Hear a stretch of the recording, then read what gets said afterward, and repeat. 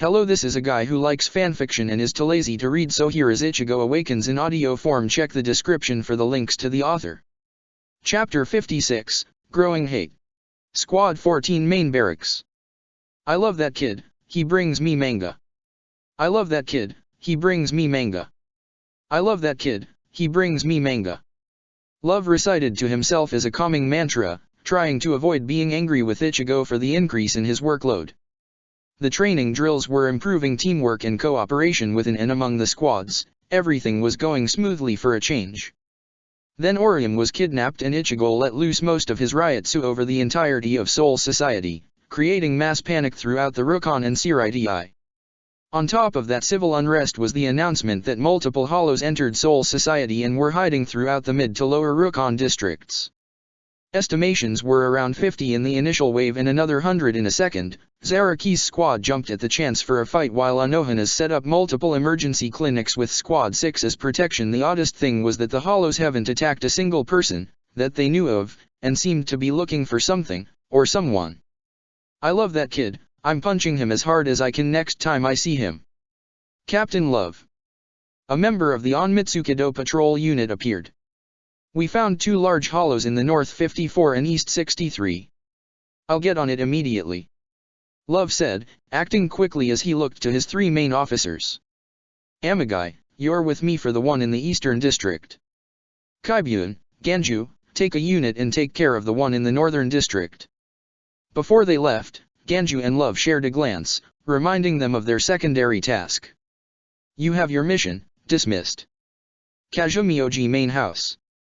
It was another day at the house of the Kazumioji, with 2 random guards standing watch over the family's private Senkaimon. The only oddity in their days was their missing princess, having suddenly disappeared one day with her closest attendants. Matters at the house were still proceeding as normal, thanks to the acting viceroy, but people still wished for the safe return of the young mistress. The doors of the Senkaimon suddenly began to open, surprising the guards. They weren't expecting anything to happen, especially with an unrecognized voice. So this is the Kazumioji house. Ichigo said as he was soon revealed from the light of the dimensional doorway.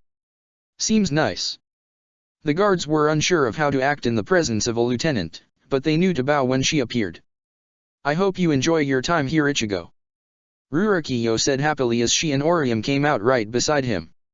I'll be sure you get the proper treatment you desire. People backing off when I tell them to? Ichigo asked, making Rurakiyo nod her head. Ichigo was tempted to yell out his thanks. Rurakiyo took notice of the 2 guards staring at them and composed herself. Thank you for your services. Return to your posts, please. She said with a cheerful smile and a slight bow, prompting the 2 guards to blush. They returned to attention as Rurakiyo led her 2 friends deeper into her home's grounds. It didn't take them long before they encountered a rather unsavory character. Good morning, princess. A wrinkled man with opaque glasses and a lavender robe over his white robes greeted in a gravely voice. Rurakiyo immediately glared at the man, not with her usual distaste when she spoke with him many times before, but with fury. After Ichigo's talk with her attendants, Rurakiyo was filled in on everything that was happening. When they finished telling her, she chose action over cowardice. Something she could only do because she had the biggest confidence booster. And to you too, young Lord Kurosaki. Ichigo scowled at the man responsible for his latest annoyances, and watched him fidget nervously. The moment was immediately defused when the other members of the clan came flocking to Rurakiyo. Hello everyone. She greeted, acting as composed as regal as she could. Sorry for worrying you all. Inryu and Kenryu heard great things about some relaxation centers in the world of the living and wanted me to enjoy them. She lied with the cover story they came up with for this meeting. I was unaware that they failed to inform anyone. Nevertheless, you need to conduct yourself more appropriately as Princess of the Dash, Kyunghwa started saying before feeling as if his heart stopped. The moment passed as quickly as it came with his eyes meeting Ichigo's. The boy was smiling while patting the young princess on the head. Calm down, I've had a long talk with Rurakiyo about dealing with this kind of busy life. The girl nodded with a happy smile. It will be my duty to lead the Kazumioji as the current head. She spoke with conviction that the old viceroy never thought he'd see in the girl. But I must take care that I can be in the right mind to perform that duty, making sure the stress of the job does not crush me and the Kazumioji. I will take care to do my parents proud. Her declaration earned her a small applause, even from Kyunghwa, who was currently seething on the inside. However, my stay here is unfortunately limited. I have an appointment and a promise to keep, which I intend to do. Shall I prepare the carriage then, princess? Kyunghwa asked, eager for any excuse to get away from the hybrid. Rurokiyo shook her head. No thank you. It's quite a lovely day, so I'll walk. She took Ichigo and Orium's hands and led them away from the house and toward her friends. Once he got himself some privacy, Kyunghwa clutched at his heart and began gasping for breath. Damn it. No wonder Hanzo was so rattled. He growled, furious that the bratty princess was now untouchable with that hybrid by her side. Well, there is something else we could try. With Ganju. All right, you know the rules, boys. Ganju called out as he and Makoto led the group into the inner sections of the North 54 district. You help them, you protect them, we are here to ensure the safety and well-being of all souls. If all goes well, we should be able to double the number of districts we can cover and triple the potential applicants joining. Squad 14 was getting the most funding out of all the squads due to its size and main purpose of peacekeeping within the districts. Love was often offered bribes, which he accepts, and immediately arrests the potential briber. All proceeds go to the squad, which going into schools and renovations and other things that are in short supply in the lower districts. Plenty of people join to try and get the easy life, they stay when they find meaning in their jobs, and sometimes Ganju's fist. He always believed in the Soul Reaper his older brother was, Kyan was always looking to help others. This was his way of honoring his brother after being a jackass for decades. Our main priority is the Hollow. Don't forget that. Kaibyun reminded them as they reached a shopping plaza in a city settlement. There were groceries and wares, but they didn't look like they would last much longer, and most of the people didn't seem like they had a chance to bathe. Most of the Rukon citizens were looking at them with disdain, something Kaibyun was throwing right back at them. Ganju and several of the other members were watching with more sympathetic eyes, knowing what it was like in the lower districts. Ganju noticed a small group of kids that were ignoring them and eyeing a fruit stand. A look most Rukon brats would recognize, as they've done it themselves at one time or another. He made his way to the stand at the same time the kids were moving. How much? He asked, picking up some still fresh apples and pears and tossing them at the kids. The kids were shocked as they caught what they were about to steal, the vendor just raising an eyebrow at Ganju. 250 can, for a pound. He said, not trying to cheat the Soul Reaper. Ganju dug around in his pockets before throwing some coins at the guy. Here's 300, keep the change.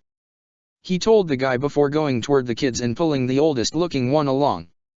The rest of the unit just shrugged and followed while the other kids ate the food. What do you think you're doing, you old jackass? The kid yelled out.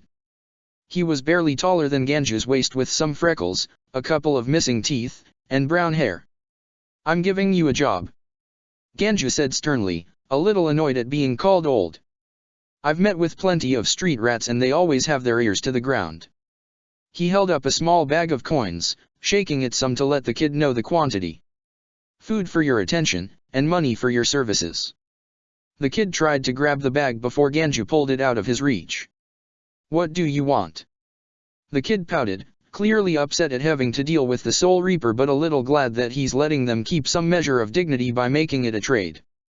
Ganju told him about the hollow in the area and, to the kid's credit, he actually focused on remembering what he's heard. I think I remember hearing about a monster in the northern grasslands of the district. That it noticed the people but it wasn't interested in feeding. Does that help? Surprisingly enough, yes. Kaibyun said, finally chiming in. It appears even the weak have their uses. Ganju was about to retort when the third seed began running for the northern grasslands. Jackass. The Shiba man muttered before looking the kid in the eyes. You've been a big help, kid.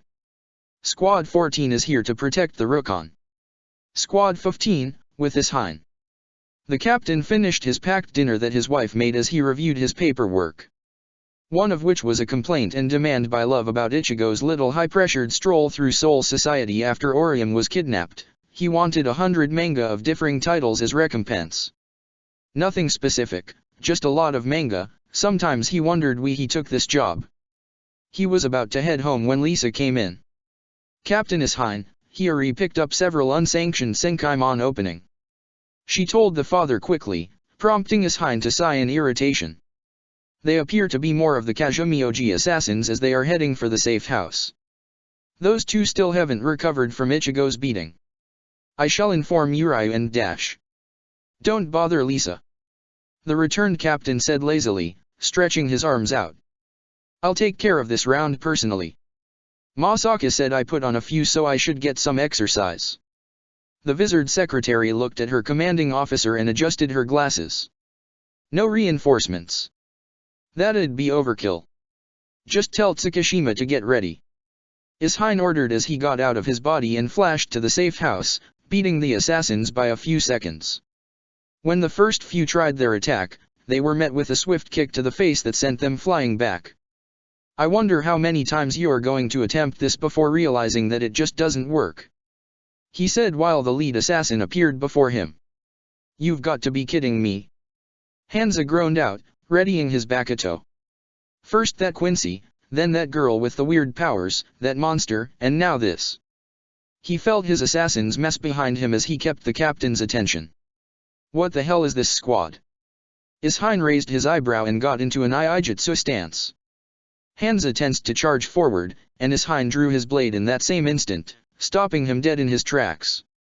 From behind, he heard the sounds of dying breaths and falling bodies. He looked over his shoulder to see his entire unit killed in just 3 swings. That monster you're so afraid of happens to be my son. Ishine calmly explained like he was telling a co-worker about his kid. Sparring with him is how I managed to keep my skills from getting too rusty. Seems I did get a little slower though. Hanza gaped at the man and poured his power into the Bakuto on his hand. It consumed his arm to his elbow and he held up the mirror, catching the moonlight perfectly. Ishine, hearing the initial reports, closed just as the flash happened. He expected to feel groggy as the attack tried to make him black out. What he didn't expect was the paralysis. This is new. That was a reject your squad dealt with earlier. Hanza said, confident now that the captain was restrained in an alternate dimension within his Bakuto, the mirror blade Saiga. Ishine opened his eyes to take in the new surroundings, watery rainbow light coming from above with an endless expanse of darkness on all sides. So long as I can feed my Reishi into this blade, your consciousness is trapped in here. Frozen in place at my mercy. Ishine to move to test that theory and found himself quite stuck. Except for his Ryutsu. You clearly did not listen earlier. The captain said as his power poured forth. I'm the captain of this squad. I'm one of the big deterrents that are keeping the human world safe. The mirror on the blade began to crack. You just kill old politicians and dirty crooks. You've been out of your league since that little girl came here.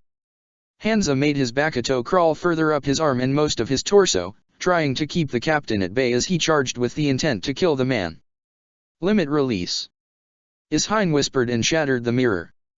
The world around them shattered with Tsukishima appearing right behind Hanza. Both Fullbringer and Soul Reaper swung their blades, Ishine's through the Bakuto and Tsukishima through Hanza's neck. At the end of their swings, Ishine thrust his palm forward and slammed it into the assassin's gut as the Fullbringer evaded.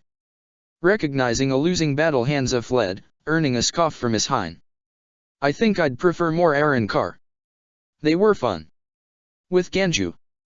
The info was good and they found a hollow in the form of an ant with a stinger and a bull's skull and horns, with massive serrated mandibles, taller than a double-decker bus, and a prehensile tongue. Some of the squad members felt like they were not going to get any sleep for a while. Choosing caution over action, the Shinigami performed reconnaissance to try and form a strategy.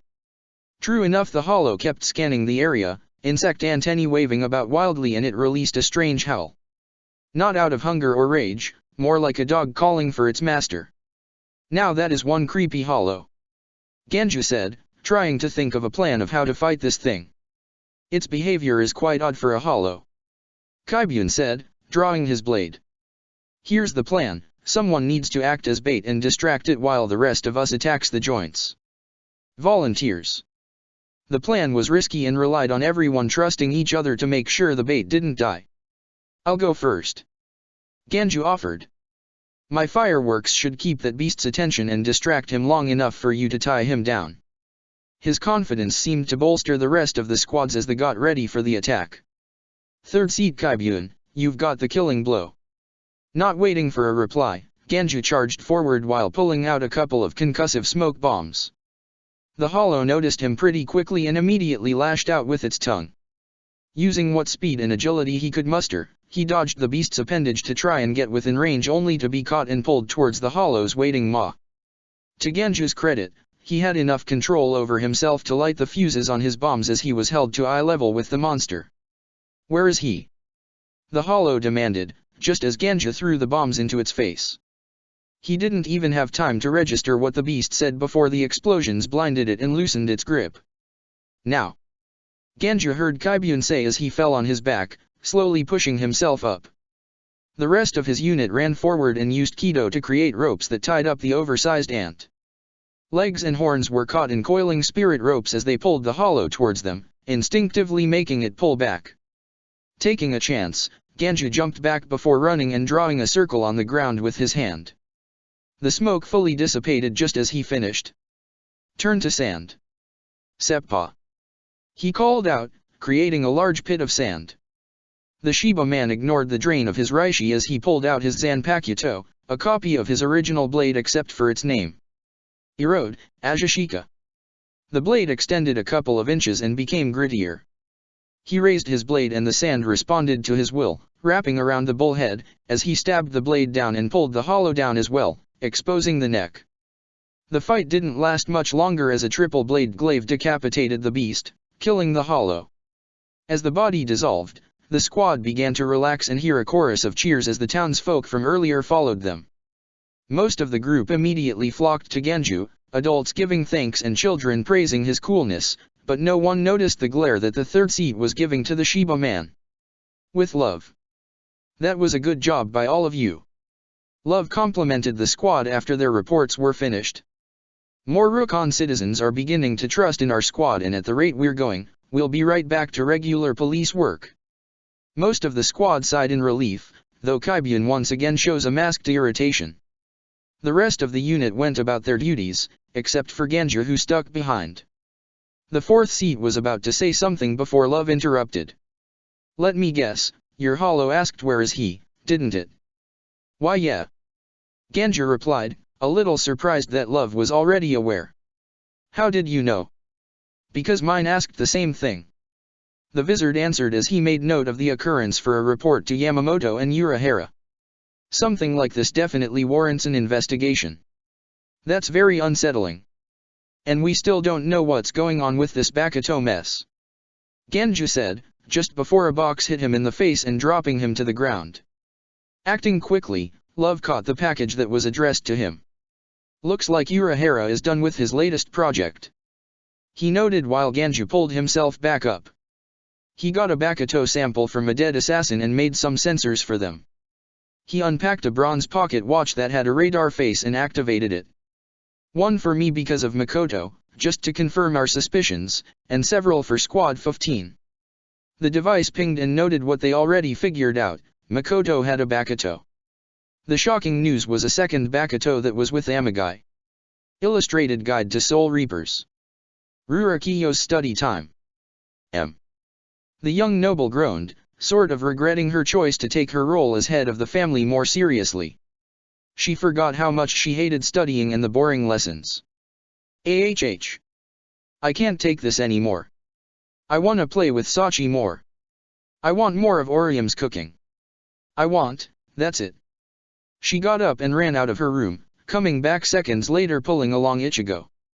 She made him sit down in front of her desk and sat in his lap, wrapping his arms around her. Much better. She hummed before returning to her studies with renewed fervor. What the hell did that accomplish? Ichigo screamed mentally. Nap time. Her day finally settled down, but Rurakiyo was exhausted. Attending Sayura's tea party, seeing all her old friends, introducing Ichigo and Orium to everyone, trying to convince themselves that Ichigo's talk with Sayori's future husband won't end up with a missing person. It was a long day for the noble. She was making her way to her room when she saw Orium basking in the evening sun, sleeping without a care in the world. Giving in to her own tiredness, she laid down next to Orium, just in time for the busty girl to roll over and smother the noble with her large breasts. Rurokiyo immediately became annoyed, whether from jealousy or the lack of oxygen she didn't know. Senna's progress. What the hell am I looking at? Urahara asked, watching a monitor of Senna's mind as she nears resurrection. I think most would describe this as a massive sugar high. Mayuri responded, just as confused by the lack of anything really concrete. All they were getting were memories of her running around, dancing, tightrope walking, and more running. I'm getting flashbacks to little Yachiroa. Let's take this as a good sign and move on. Chapter 57, Parasite's End. Kazumioji Secret Grounds, Assassin's Base. Hansa stormed into the facility, prying off the ruined Saiga and heading to the smithy where the Bakuto were forged and developed. Joining him were three of his most powerful and trusted allies in the assassination unit. Jenga, a scarred mountain of a man with yellow armor and an eye patch over his left eye. Jinei Doko, a small and lean man with pink skin, spaced out square teeth, and bald on the top of his head with what hair he does have being blonde. And Ryu Kyuzu, a lean man with a black mask covering his nose and mouth, pink armor on his torso over his black bodysuit, a pink scarf around his neck, and a reverse straight pompadour for his brown hair. Where is Master Kyunhwa? Hansa angrily demanded, scaring some of the craftsmen working on the Bakuto. Lady Rurokiyo took over as the clan head and has been keeping him busy. One of the blacksmiths responded, only to be thrown out of the way by the assassin as he headed for the most recent of experimental weapons. Master Hansa, stop! Another smith cried out, Nukui ignoring them. Those weapons haven't been tested, they could consume you in an instant. Shut up! Hansa yelled as his three allies followed him, each one heading for a different experimental blade. I have never failed in an assassination and I refuse to let this be the first. I'll kill them, all of them. All of Squad 15 will die by my hand. He shouted, grabbing the latest version of Saiga and letting the living flesh of the Bakuto dig into his arm and permanently fusing with the blade. You think he's lost it? Ryu asked his allies. These Soul Reapers have proven strong if they keep beating him. Jenga answered. At this point, it's a matter of pride. If this turns out to be a suicide mission, then why are we here? Jinei asked, interested in a challenge but not if he would die without any real reason. He gave us meaning in our lives. Jenga reminded him. We had nothing and he helped us, gave us purpose and direction. We owe him our lives. He went over to the large Guandeo blade and merged with it. I'm honoring that. The other two nodded and picked up their new blades, Jinei with a large one-handed scythe blade with a chain attachment that latched onto his torso and Ryu with a straight sword that attached itself up to his elbow. Now my brothers, let's go. Hansa said, readying for what might be his final assault. Squad 14 Barracks. Amigai, Kaibyun. Love called out to his second and third, Ganju already by his side. Ganju heard some interesting news. The Shiba man stepped forward and kept his face impassive, despite the anger he felt toward the traitors. One of my sources recently informed me of an illegal weapons deal going on in one of the old abandoned training grounds, and in one of the seedier alleys of Siraidii. Kaibyun seemed excited at the idea of a challenge while Amigai seemed more focused on doing his task. The head captain has made it clear that he wants these weapons disposed of as soon as possible. For the safety of the citizens of Soul Society. Now, Ganju will lead Kaibyun to scout the alleyways while Amigai and myself will check the old training grounds. Sir, if I may. Kaibyun started, gaining the wizard's attention. What are these illegal weapons? Abominations called Bakuto. Love answered, making the two stiffen ever so slightly. You have your orders. Move out. World of the living. Hiyori was eating chips and watching the monitors, keeping track of everything important in Karakura town. The hospital, the parks, the area around the base, the homes of the main officers, Karakura High School, all with scanners to pick up hollows, fullbringers, Quincy, and most recently, Bakuto. Eventually, the Bakuto sensor started going off with several pings coming up, then more all over the city. Idly, Hiyori ate another potato chip and started typing away, and leaned back again without any sense of urgency. Should I make popcorn? She asked aloud to no one as a large battalion of Kazumioji assassins appeared. Nah, it'll be over soon. She sent a message warning of the attack and got ready to watch the battle. Fullbringers, Giriko. The elderly Fullbringer was enjoying some late-night tea, a pastime he was finally able to enjoy again now that things had settled down with the Fullbringers. Not for the squad, but he did some more experiments with his powers and found himself able to take his leisure so long as he was smart. He made his precautions so he was not concerned with the dozens of assassins closing in around him. I'd advise against any violence or talking, he suddenly said before the first assassin could attack. Also, don't stray too far away from me. 100 meters to be precise. Several of them ignored the warning and tried to cut Giriko to bits, getting consumed by the flames of time as a result. I did warn you, he answered as the assassins watched in shock of their allies dying so easily. I have set up multiple contracts that keep you here and me safe. 1. So long as I show no aggression, I cannot be harmed by an outside force for half an hour. 2. So long as I speak honestly with you, you cannot speak for 45 minutes. 3. So long as I stay put, you are all trapped in this 100-meter radius around me for half an hour. 4. So long as others are aware of these contracts, every new person is subjected to them as soon as they enter my range. He paused to take a drink while the assassins fidgeted, trusting that they were now stuck. Though, all of that will make little difference. Since, 5, those that are clearly identified as my enemies will be consumed by the flames of time after 5 minutes. Karakura Hospital. Ryukin took in a drag of his cigarette, letting the burning tobacco calm him down from his latest surgery. His workload lightened up after Masaki and Connie woke up, and Masaka did some help in training their young Quincy, so he didn't have to worry about that. However, a lightened workload didn't mean anything in his chosen profession got any easier. Humans still prove themselves as very fragile, and he was just done dealing with one particularly risky surgery. A girl that was born with a weak heart valve, resulting in a very fragile body. He's going to keep an eye on her progress, but for now, he needed to relax. A group of assassins appeared behind him and were immediately shot down with a barrage of arrows. Thank you, Connie, the Quincy master said, extinguishing his cigarette as his wife came to him, carrying a bucket of ice with a bottle of wine and 2 glasses. I'm in no mood for these weaklings. You've had a rough day, she responded with a quick kiss on his cheek. Time to relax. With the Kurosaka girls, Yuzo, Karen, and Masaka were heading home from some late-night grocery shopping. Ichigo was able to come home a lot because Ishine was doing his son's work on top of his own, and Ishine hasn't been able to spend nearly as much time with his family as he used to. They made it easier by coming to visit him every so often and have the occasional family dinner at a family restaurant, today being reserved for a home-cooked family meal. Everything was going all right, despite sensing the massive influx of disturbed Ryutsu.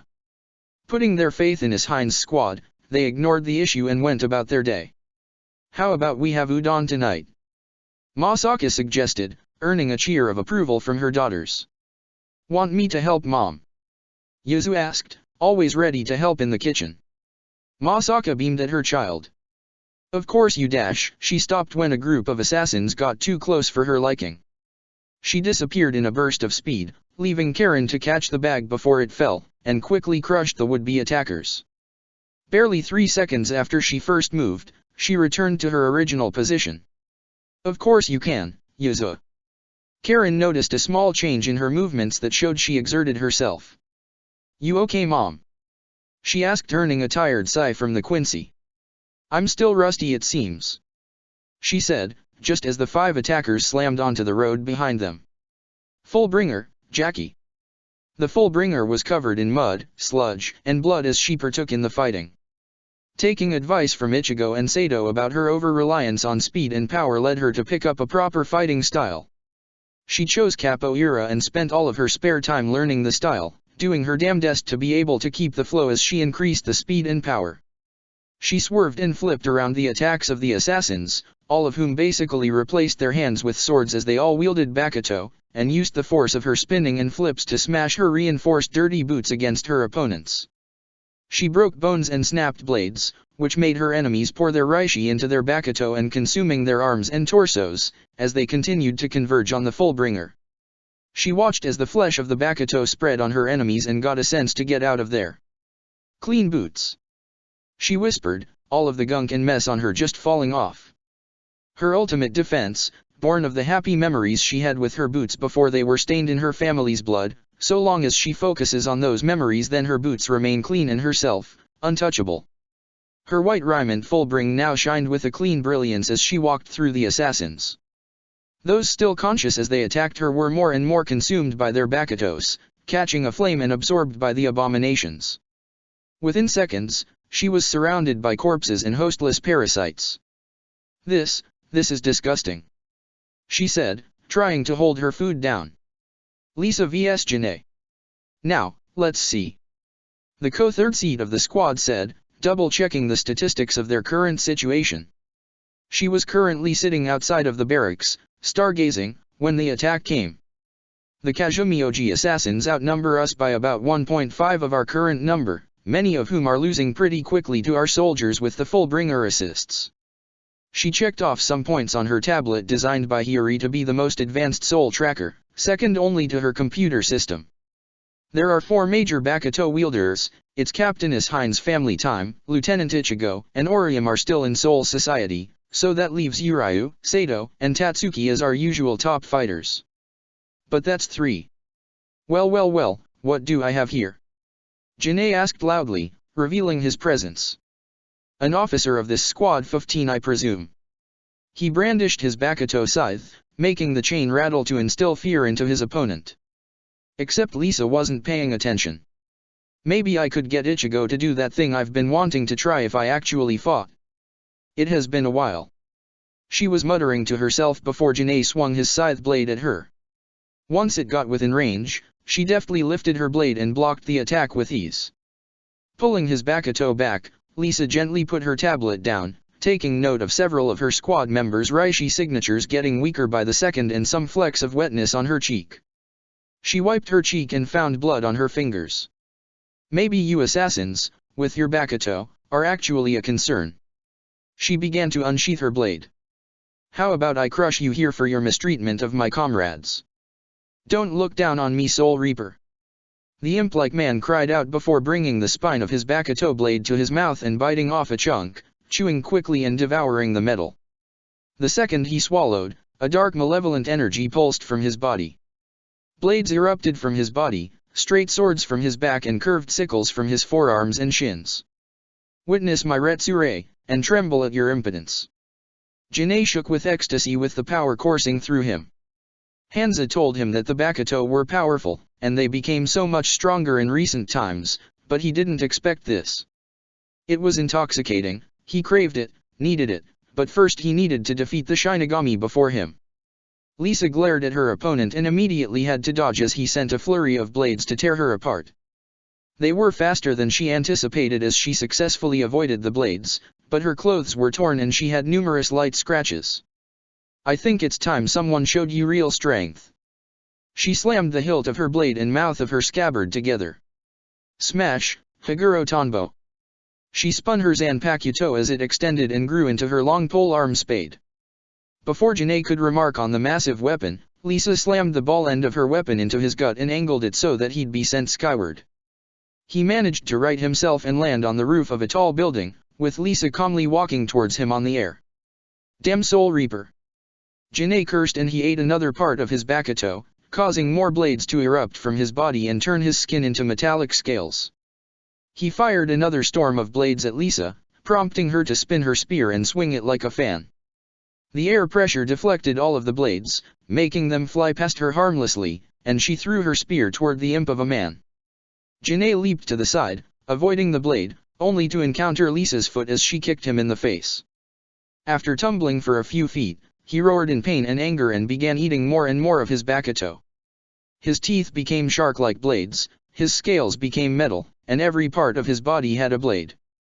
"So this is a Bakuto," Lisa thought as the fleshy attachment on Janae's stomach dug into his body. They must be destroyed. She summoned her mask and opted to end the fight. Janae spun toward her like a serrated tornado as Lisa retrieved her Zanpakuto. Just when he got into range she swung her spade blade like an axe, cleaving Janae in two from the waist. She watched the two pieces of the dead assassin, in horror as the tendrils of the Bakuto reattached the two halves and turned Janae's body into Reishi before absorbing its former master. Incredible power at the cost of your life and sanity. A sad death for a sad creature, she said before dropping down to the cursed weapon. She saw the thing look at her and attempt to move before she crushed it with her spear. Disgusting abomination. With Genju. The third and fourth seats of the Rukon squad made their way through the empty alleyways of the Siriti. Even with the influx of new recruits, the main city of Seoul society was far from crowded as most of the graduates went to either the Rukon squad or the Living World squad, which were in constant need of new recruits. Makoto took point while Genju stayed in the back as he managed to guide them to a dead end. We've been searching for hours, the bespectacled man said, feeling annoyed at the probable wild goose chase. Are you sure our target would be here? Yeah, he's here, Genju said, slowly and silently unsheathing his blade. He failed to hide the intent in his voice as Makoto's posture changed, showing that he caught on. Makoto Kaibyun, you've been found guilty of wielding the illegal weapon Bakuto. You're under arrest. The traitor turned and gave an arrogant smile to the Rukon noble. And they saw fit to send you? He asked as he unsheathed his blade. I'm actually insulted, but I suppose it fits. A noble of the Shiba clan, yet you are a pathetic dog compared to me. I never liked you. He got into his fighting stance as Genju returned the scowl. Same here. I thought you were scum the moment I set my eyes on you. Tatsuki vs Ryukyuzu. She danced through the many assassins that came after her in the park. They were quick, but training with Yuriuki and Squad 2 gave her plenty of experience on fighting assassins. She didn't want to waste her strength on small fry, but she was also hesitant because of what her Zanpakuto spirit said. Fire and heat hasn't hurt her since she gained her powers, but she was burning in her inner world. She knew she could beat these guys with ease, but she was still hesitant when fighting people trying to kill her. She was still out of their league, but she knew she should be beating them a lot faster than she was. So violent, a voice called out before a heavy mist swept in, and so strong. You must be one of the officers of the squad, are you not? The fog surrounded her and grew thicker by the second, obscuring her vision greatly. I'm Ryukyuzu, just to let you know the name of the man that killed you. Where is he? Tatsuki thought worriedly, scanning all around her for her opponent. She saw a silhouette in the mist and was about to charge when a dozen others revealed themselves. She got herself ready to fight, but her heart was racing. She thought back to her inner world and the suffocating flames, to when that fat Arankar was trying to kill her, to her Zanpakuto calling out her weakness. She's fought with allies to her back, fought people trying to capture her. She was still not ready for people trying to kill her. A blade quickly cut her back as she was slow to react to the sudden attack. Why don't you just give up? The assassin taunted as dozens of blades appeared, connected to the mist. This battle was over the moment you were trapped in my Shiragiri's Mugen Karo. The blades danced around her, striking at random and forcing her on the defensive. She pulled out her blade to the attacks she couldn't evade. But despite her best efforts, it was a battle of attrition. She felt like she would lose. Damn it, Tatsuki! She thought in anger, being on the defensive. You're better than this, you know that.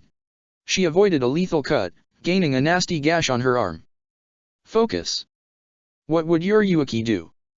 What would Ichigo do? She wondered before something clicked, something her Zanpakuto asked her. What should I do? Suddenly she was no longer in that mist and that storm of blades, she was back in that burning field, staring straight at the flaming bird that was her Zanpakuto spirit. Do my flames mean destruction? She asked calmly, watching as her wielder stood up proud and unflinching in the inferno. They protect the people I care about and burn my enemies.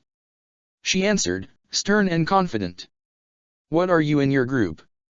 Ichigo is our leader, Chad our strength, Uriu is our long-range fighter, Orium is our support, and me. She started, the fires building up around her. She returned to her present situation as the blades drew closer. I'm our heavy hitter. Her body began to glow brighter and brighter as she channeled her Reishi into her limbs. Shunko! She yelled as she exploded, a massive ball of fire expanding from her center and consuming everything around her. The mist quickly faded and Ryukyuza was left defenseless as his concentration broke and was consumed by the burning wave. The raging flames died down and she was left in a smoldering field of embers. She soon collapsed onto the ground, panting heavily from exhaustion, and held up her blade to look at the spirit steel. Looks like I need to work on that Shunko thing a little more. What do you think, Hidori? She felt the blade vibrate in approval as she passed out with a smile on her face. Kyuza was barely hanging on to life, dragging himself toward the unconscious Tatsuki with the intent to kill her. His mission of vengeance ended when a blade removed his head. Get some rest, Tatsuki, Lisa said, finishing the assassin and recovering the fifth seat. Ganju vs Kaibyun. The fight was not going well for the Shiba man. Kaibyun proved his skill by being faster and stronger than Ganju, especially with what seemed to be a psychokinetic control of his Zanpakuto Repua. The most Ganju could do was block and dodge, and his strength was waning. He figured being in a more confined space would give him an advantage and limit the flying ability of the glaive, but it was more agile than he thought and Kaibyun was kicking his ass, literally. Not just using his Zanpakuto but a variety of kicks kept Ganju from mounting a proper defense. He kept moving, and drawing circles on the ground and walls. So, out of curiosity, Ganju started when Makoto returned his Repua to his hand. What's the endgame here? What's the ultimate goal? Kaibyun smirked arrogantly as lime green Reishi flared around him. Same thing I've always wanted, power, he said before sending Repua spinning toward Ganju again. I've strived to become the most powerful Soul Reaper at the academy. The top of every class, excel at every subject, but no one understood my worth. I was always passed up for squads by those so much weaker than myself. The spinning blade clipped Ganju's side as he tried to grasp the handle. When I did finally join a squad, I excelled once again. I killed more hollows than anyone, no matter what got in my way. I was never stripped of being a Soul Reaper, but I never gained that recognition I deserved for my power. His Repua returned to his hand. When I was part of the expedition unit, I found the Kazumioji and attained the power of the Bakuto. He revealed his left hand, already one with the parasitic weapon. I'm guessing that the real reason you Zanpakuto flies? Ganju asked, glaring at the fisheye on the weird thing attached to his hand as the flesh tendrils climbed further up his arm. I guess you aren't completely stupid, Makoto said, readying his weapon for another strike. But you are pathetic, just like that weakling brother of yours. Numerous small explosions went off on Repua, covering him with sticky mochi and playing havoc with his ear. Ganju didn't even smile as he invoked his strategy. My brother gave his life in a fight of honor, dying only because no one expected such an altered hollow that could possess and disarm Soul Reapers. Ganju said calmly as his Ryutsu grew stronger and stronger. Anyone could tell you why you never became an officer until the Godei got desperate. Kaibyun poured his Reishi into his Bakuto and pried himself free of the trap. And you just stomped on those ideals of a true Shinigami, Makoto. I won't forgive you for that. He slammed the hilt of his blade on the ground and cried out. Renka Seppa Sen. Dozens of sand pits and holes formed on the ground and walls, everywhere Ganju drew his spell. Erode, Ajashika. Chad vs Jenga. The giant of a man was sitting on a bench, amidst a field of broken Bakuto and dead bodies, hunched over in prayer. After seeing so many consumed by their Bakuto, he thought he'd be able to free some by removing the parasite. He never knew how tight their grips on their hosts were and the few he freed soon bled out from the missing limbs. He's familiar with the idea of giving one's life to a goal, promising his to help his friends, but he never saw such an instance of pointless sacrifice. The Kazumioji assassins should have learned this was a losing fight long ago. Why are they throwing their lives away now? His latest opponent, one of the last two major enemies, made his presence known. Thank you for giving me the time to give due to the dead, Chad said as he stood up to face the man, slightly bigger than he was with a broader stature. Though I must ask why you're all throwing your lives away like this. You must know you're losing. Most of the assassination unit believe that Kyunhwa would be better as the clan head. Jenga started, wanting to show his resolve to prompt his new opponent to take the fight seriously. Others want to present us as rogues so the Kazumioji won't be completely ruined after this comes crumbling down. For Hansa, he's never failed a mission and it's a matter of pride now for him. Even if it means his death, he'll try to kill someone close to Ichigo Kurosake, or any member of this squad. My brothers and I were random thugs that he gave purpose to. But personally, he brandished the guandao attached to his arm. I want to have power and to test that power. Hansa gave me that, so I'll fight for him. Chad kept his eyes on the man as he pushed himself to his feet. I won't pretend to understand your friend, but I do understand you. He activated both arms of his full bring and got ready himself. But that doesn't mean that you'll win, or that you have a chance here. Chad shot forward with his bringer light while Jenga stabbed into the ground. All around the two of them shot up green energy, turning into stone walls and branching off to form a crude labyrinth. It didn't slow down Sato as he delivered a powered sidekick into Jenga's chest and sent him flying. He broke through a couple walls before becoming embedded in one and sinking into it. Figures, they've upgraded. You hit harder than I expected. Jenga's voice echoed from all around him. And you're right. My Kakyaku is improved to allow me to create my walls however I wish so long as they are stable. He said as more energy surrounded Chad, attempting to trap him in a stone prison. Also, he shot out for behind Chad, I merge with my walls. He stabbed at the fool bringer's back, but he twisted just enough to only have a large tear in his shirt. That was the attack he saw coming, another blade was coming straight for his head. He barely avoided decapitation and got a deep cut in his cheek. There was no time to breathe as more stabs came at him. He kept his shield arm at pace with the piercing strikes, trying to buy time until he could find the perfect chance to get his opponent out of those walls. Suddenly Jenga came at him with an overhead strike which Chad blocked, but a smirk on the assassin's face alerted him to a sinister plan. Coming at Sato was a spear of energy, too close for him to throw off Jenga and block. It was times like this he was glad for his training. Brazos Dobles, Gigante. He yelled out, turning his left arm into a shield, exactly like his right. He figured his right arm was to defend while his left was for attack, but he knew that would only go so far. He pushed himself to be able to change sword and shield, even having both arms be swords or shields. With his new shield, he deflected the energy and broke free of the stone. Taking advantage on Jenga's shock, he grabbed the blade and yanked him out of his walls. He then threw Jenga through the walls and back out into the open. The impact knocked the wind out of him and he was having trouble pulling himself back up, even with the energy he was pouring into his Bakuto. He was about to get back up when a foot pinned him to the ground. He saw his opponent and tried one last swing, giving every last ounce of himself to Kakyaku. Brazo izquierda del Diablo. Chad said, reverting his left arm back to his offensive power. Using it, he caught and shattered the blade of the Bakuto, leaving his opponent helpless. I know you'll never stop, so this is for your own sake. I'll make it quick. He grabbed Jenga's face and charged his power again. La Muert. He whispered, before destroying the assassin's head and leaving a skull crater. Chad rose to his full height again and offered a silent prayer for the soul of the recently dead. Ganju vs Kaibyun.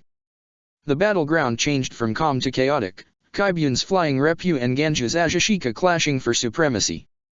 The edge the Bakuto wielder had was the last as Ganju manipulated the sands around them to his will with a swing and wave of his blade. The former third seat sent his blade spinning toward Ganju, who blocked it with a sand wall. The sparks flying until it returned to Kaibyun, most of his arm was engulfed by the Bakuto. They paused for a moment to catch their breaths, Kaibyun panting heavily while Ganju was hunched over. For all of your abilities, you're still no match for me. Kaibyun said mockingly. But since you seem to think to know why, what distinguishes me from a so-called actual Soul Reaper? Ganju actually chuckled, gasping for air while laughing. I said it was obvious, didn't I? The noble looked and the man glaring at him. It's in the job description of a Shinigami, protecting innocent souls. You said it yourself that you were always interested in power for its own sake, never for helping anyone. A true Soul Reaper fights for others, gains power to protect their allies, and is ready to give their life for those that can't defend themselves. He held up his blade, a gritty metallic bar slightly longer than his sealed cleaver. Ajashika gives me the ability to manipulate sands to my will. Awesome ability with the cost of taxing my Reishi heavily. I use this power to help my allies, you'd just cut down anyone in your way. He yelled before stabbing toward Kaibyun, sending several streams of sand toward the traitor. He blocked the torrent of sand and used his telekinetic control over his Repyo to bring him to the sky. And still so foolish? He yelled out, high above Ganju and seemingly out of his range. Why tell me your power when I can counteract it? He readied his blade for the next strike. If that's a true Soul Reaper, then I'm glad to be in a different league. A conceited bastard to the very end. Ganju said before stabbing his blade downward. At the same instant, Repyo's form exploded into a shifting mass of metal particles, stabbing into Kaibyun's chest. Losing control, he dropped to the ground like a rock as more of the metal sand spread inside him. Grinding and polishing blades works by rubbing it against fine-grained stones. Like whetstones or durable sandstone. What do you think happened every time my sand collided with your Repyo? Kaibyun glared at Ganju as he coughed up blood. Tiny grains of your blade came off and under my control. Like I said, sand. He pointed Ajashika to Kaibyun and made one more swing, perforating his chest with the remains of the metal sand in his being. Never mock my family, especially my brother, you wannabe Soul Reaper. He turned and left the man to die of his wounds, ignoring his cries as the Bakuto devoured him. Uriah vs Hanza. The Quincy kept careful watch on every major conflict from his vantage point atop the safe house. He sensed how the assassins began dropping much more drastically as the stronger members of the squad defeated the main Bakuto wielders, leaving only one notable fighter left. The same assassin that faced off against Captain Ishine, and he was coming straight for him. You took your sweet time. Uriah said condescendingly, unconcerned with his opponent. All of your allies are dropping like flies. He looked at Hanza and saw what the man became. The Bakuto was already wrapped around his upper body, leaving only his head and legs free of the tentacles, sweating and wincing as if he was in pain. And you want victory so badly you're killing yourself for power. Hanza ignored him as he growled out a demand. Where is your captain? He yelled, glowing with lilac-colored energy. If this is my end, it'll be by his hand. Uriah calmly stood up and pulled out a seal Schneider. Today is his time with his family. The Quincy answered as he activated his blade.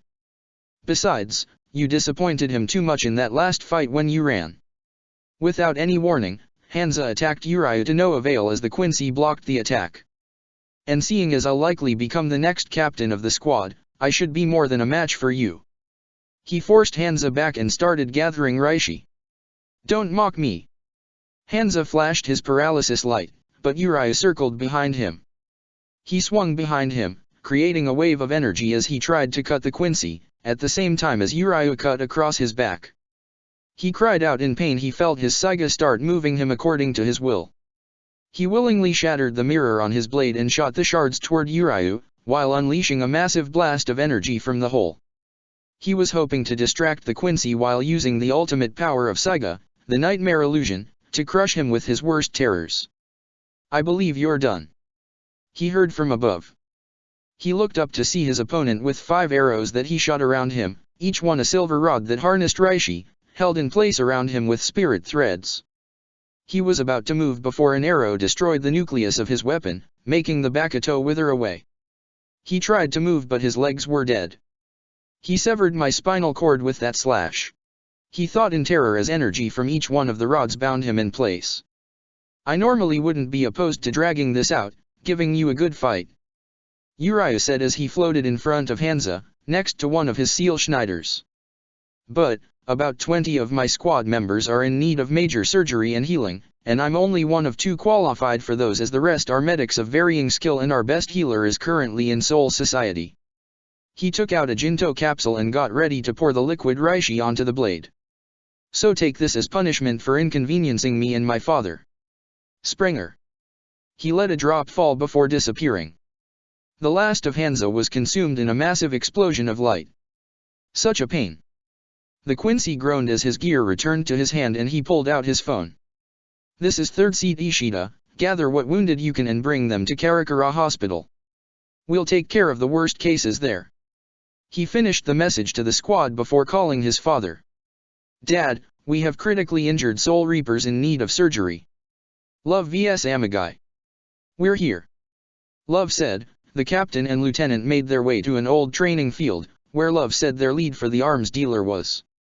Love suddenly stopped and turned to face his lieutenant, his features the most serious they've been in a long time. "I'm not gonna bother being coy with you, Amagai, I know you have a Bakuto." Amagai eyes widened a bit before going stone-faced. "And here I thought I kept up my ruse fairly well," he responded, feigning that he was unsheathing his blade and Bakuto when he was reaching for the papers he kept in his robes. "You almost fooled me, but there was always something about you I didn't trust." Love continued before flashing in front of Amagai. "Heido number 33, Sakasui." He cast his Kido spell and engulfed Amagai in the pale fire. The traitor appeared behind Love, covered in small burns that were most prominent where his papers were. If it wasn't for Squad 12 getting a Bakuto sample and making a tracker for them, you'd probably have gotten away with none the wiser.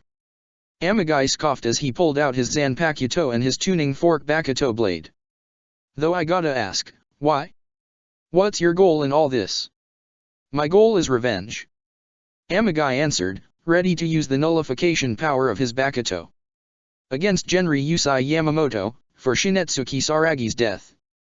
The name registered with Love, but he wasn't sure where he remembered it from. He was a loyal member of the Godai, served under Yamamoto and his loyalty was repaid with his death. It was then Love recognized the name, the man that first investigated the Bakuto on behalf of Yamamoto. "For his sake, to avenge my father, I will kill everyone involved with the Bakuto," he yelled out. "Yamamoto, Kyunghwa, the whole of the Kazumioji clan, I will not stop until they're dead." "You think the old man is involved with the Kazumioji?" Love asked with a raised eyebrow. "With the Bakuto?" The Kazumioji made many suspicious and questionable moves, but Yamamoto refused to do anything, even after this so-called revolution that Soul Society is going through. "And why else would he kill his subordinate?" he asked, demanding answers from his captain. "A small matter of adhering to the law that said he couldn't interfere with the affairs of the nobility, for starters," the wizard responded. He also didn't want to become a tyrant, though his patience at reaching its limit with the nobility. "As for why your father died, I doubt you'd believe me, so it'd be best to bring you to the old man in person," he said while unsheathing his blade. "But you've been a naughty little bastard, disrupting the peace like this with your little vengeance mission. You need a timeout, kid." Slam, Tenga Madesh. Before he could finish, Amagai tapped his tuning blade against the hilt of his Zanpakuto and Love paused. "What was that?" "My Bakuto is Kyunghwa's masterpiece, able to cancel out other Zanpakuto in the area," Amagai answered with a confident smirk. "Except for mine. Sever, Reika," he called out, turning his katana into a long white blade topped with a hook and a few shell-like pipes for his hilt. "I have nothing against you, Captain Love. Honestly, I respect you. But you don't stand a chance against me now, so stand dash." "You said you only cancelled my Zanpakuto, right?" Love asked, earning a nod from Amagai. The next instant he was slugged so hard across the face he thought his neck was going to snap and sent spiraling through the air. "Too bad for you, there's no defense against the Fist of Love," he yelled out, shamelessly quoting one of his favorite manga. Amagai bounced and rolled on the ground until he finally stopped himself, his vision already hazy from the punch. "Let me school you on a few things, Amagai," the wizard said, flashing in front of Amagen and pulling him up by his throat. 1. Bankai doesn't automatically make you a captain, as only an idiot would deem that as enough. You should train to avoid using Bankai, become strong without relying on it. 2. Just because you cancelled my Zanpakuto, doesn't mean you cancelled my fists," he yelled before slamming his fist into Amagai's gut, sending him flying again. Once he managed to get up, he shook himself clear and focused on his fight. Bandash. He readied himself to use his final release when Love's sword turned into a giant Kanabo club with spikes instead of studs. He thought they were out of range of his Bakuto, so he chimed the blade again, with no results. Suddenly, love was right in front of him. And 3? I'm a wizard boy, he said, just before bringing the club down on the man. Yamamoto's office. The head captain was reading over the damning evidence and report from Tsukishima, already aware of the suicide mission against Squad 15. Ichigo and Orium were alerted, but Ichigo stated that he wasn't worried and the squad was ready for most anything practical for Soul Society. He was reading the report to determine who to send into the Kazumioji grounds and clean house. His musing was cut short when Love entered the room, dragging an unconscious and beaten Amagai who was bound tight with a Kido spell. With zero tact, Love grabbed Yamamoto's cup of tea and splashed it in Amagai's face. "Wake up!" he yelled, smacking the traitorous lieutenant across the face. Then Love realized what he did. "Head captain, I can expel-dash." "Quiet," he said firmly and looked at Amagai, who was glaring at him. "I assume there's a reason for this." Since it was the end, Amagai figured he had nothing to lose and spoke his mind. "This whole Kazumioji conspiracy is my doing," he admitted. "I promised Kyunhwa a place at the top of the nobility if he played along. Give me a Bakuto and stir up enough trouble among the Godei to act unnoticed.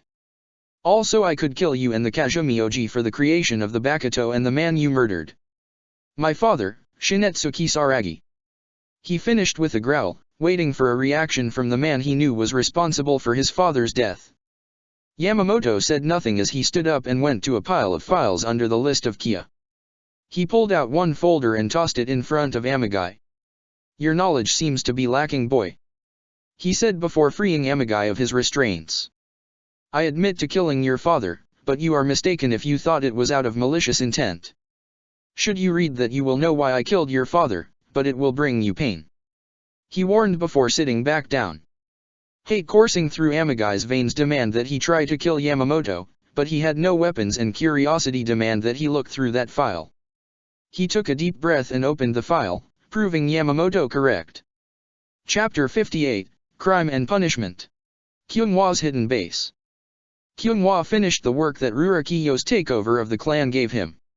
She wanted a full list of who did what jobs and if they were satisfied with them, ideas on how to improve life and working conditions around the Kazumioji house, dating possibilities for herself and her fiancé Shukanoji, stopping Ichigo from traumatizing the boy after hearing about the arranged marriage. She was taking her future role responsibly and everything he was building towards was collapsing around him. He didn't need her to take her role seriously, he needed her to let him have control of the clan. Now he finally had the chance to plan his next move and he found his base in ruins. The smiths and researchers were dead, the guards were dead, the Bakuto were destroyed, and there were no signs of anyone left. What is this?" he gasped in shock, seeing his base of operations in such a state. "What is going on?" "Righteous vengeance," he heard a familiar voice say. He turned to see Shusuke Amagai with his blade dripping with blood, Ichigo Kurosaka scowling at him, and Rurakiyo glaring at him with disdain. "Gyokaku Kyunhwa, you've been found guilty of conspiring against Soul Society and for crimes against the Kazumioji clan," Amagai said, ready to continue his last mission of revenge. Kyunhwa stepped back in fear before Inryu and Kenryu appeared behind him to hold him down. "You've overstepped your station, Kyunhwa," Rurakiyo said with disdain. "You said you could keep the Kazumioji clan stable and productive. You betrayed that trust and the family is taking quite the amount of damage to our reputation and standing among the nobility." Kyunhwa glared at the brat that he blamed for ruining everything.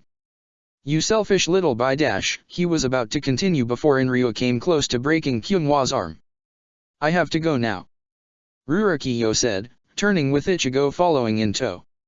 "I have to repair all the damage you've done to the clan. Lieutenant Amagai, finish your mission." Shusuke stood in front of the man responsible for his father's death, for years of anger and hate, and raised his sword. "Why are you doing this?" Kyunhwa demanded, ignoring the pain the two attendants gave as they twisted his arms. "I've done as you asked. You assured me everything would work out. I was always going to kill you, Kyunhwa," Amagai admitted, staring coldly as the old man's eyes widened in shock and disbelief. "Everything I've done was so I could avenge my father's death." I only sided with you because I believed Yamamoto was conspiring with you, until he revealed the truth. Kyunghwa was consumed with despair as tears fell from his eyes. You were just a means to an end, he said, just before bringing down his sword. Las noches, Aizen's study. Aizen watched the latest feed from his spy drones in Karakura town. Nothing on Ichigo in particular, but plenty on his allies. The Fullbringers attained a higher level in their abilities, Tatsuki was growing stronger, and Uriu definitely showed potential to his claim. Between them, the Bakuto wielders dropped like ants to a giant. Something that did little to surprise him. Only the weak would consider sacrificing their lives for power like that, he said as he watched the last of the Bakuto assassins fall before rewatching the entire battle, the slaughter, that reminded him that Karakura town was now protected. He had a plan to get the main fighters away, but he needed the perfect chance to enact it, when the squad was truly occupied. Soon, Tuan and Sayalapura came into his study. How are they coming along? The Espada ranks will have to be changed soon to accommodate the newest additions, Tuan told his master while the Arrancar scientist giggled madly. They are coming along splendidly, Sayal said in a flamboyant manner. She's almost stabilized, and the boys are almost ready for their mission. He grinned proudly, expecting praise from his Lord Aizen, but his master remained silent. How much stronger will that boy become? Aizen wondered, watching the recording of Ichigo being informed of Orium's disappearance and retrieving her within minutes. Accelerate your progress, do whatever it takes to make him stronger. The two bowed and left, leaving Aizen to wonder how the Espada ranks will change. With Uriu, the aftermath of the battle was essentially clean up. Some assassins fled, almost like they were possessed, into the outskirts of Karakura town, so someone needed to hunt them down and destroy them. The injured squad members became stabilized, so Uriu volunteered to go out there himself, something about therapeutic venting. He shot himself into the outlying forest where the assassins were last spotted. He was alone until he reached the woods, when the Sternritters came along. So, is this another ploy to try and get into our good graces? Uriu asked as they traversed the treetops. If you wanted to do that, you should have helped out when these assassins attacked. Maybe if we wanted to be suicidal, then we would have. Candace grumbled under her breath. The others heard it but chose to ignore her, in favor of the hunt. They situated themselves in a high tree branch and got set in each one of the cardinal direction, bows ready to snipe down the remaining assassins. We still don't trust Soul Society as a whole, Ishida, Bazb said as the group found their prey and started shooting periodically. And what you said during that fight with Kuratsuki? Uriu nodded his head. Your fight with him didn't exactly make you trustworthy among the Vandenreich. And mixed blood Quincy never had much respect or value among us either, Bambietta said, shooting an explosive arrow at the Bakuto of an assassin. Most of the Sternritter want to see Ichigo dead for being an abomination among Quincy. His Majesty was adamant, however. We must bring this wayward child back to the light, he says. The entirety of the Vandenreich praise him for his love and mercy, becoming more and more devout to his word. Bazb continued. Probably would still work on us, except you got us thinking. Funny how that tends to ruin stuff. Uriu muttered under his breath. I've personally have had a bad habit of luring guys into my bedroom with the promise of sex, and then I kill them, Bambietta said, ignoring Uriu's comment but shocking him enough to actually miss his shot. Aimed for the nucleus of the weapon and removed the guy's head. I can vouch for that, Candace chimed in, and always the cute ones. Point is, some of us kill each other, have lost families, but Wywak did nothing for us. Bazb growled before calming down as he spoke. So why are we still so loyal? Were we conditioned? Do we have some small measure of gratitude to him we can't remember? Are we being controlled by him through his blood in our veins? We don't know. Until we do get an answer, we'll be siding with you, Candace said, doing a dramatic hair flip. No matter what. The Sternritters looked at Uriu and he tried to find any trace of deception. He gave them an approving nod, if only to keep his enemies close so he could watch them. They resumed killing the remaining assassins when Bambietta spoke up. By the way, is Ichigo single? Married, actually, and his wife is willing to share if his harem is anything to go by. He said, without missing a beat. If you're interested, you'll have to gain their approval. He shot down the last assassin and dispelled his bow before looking back at the shocked expressions of the other Quincy. This was fun, goodbye. Captain's meeting, Amagai's trial.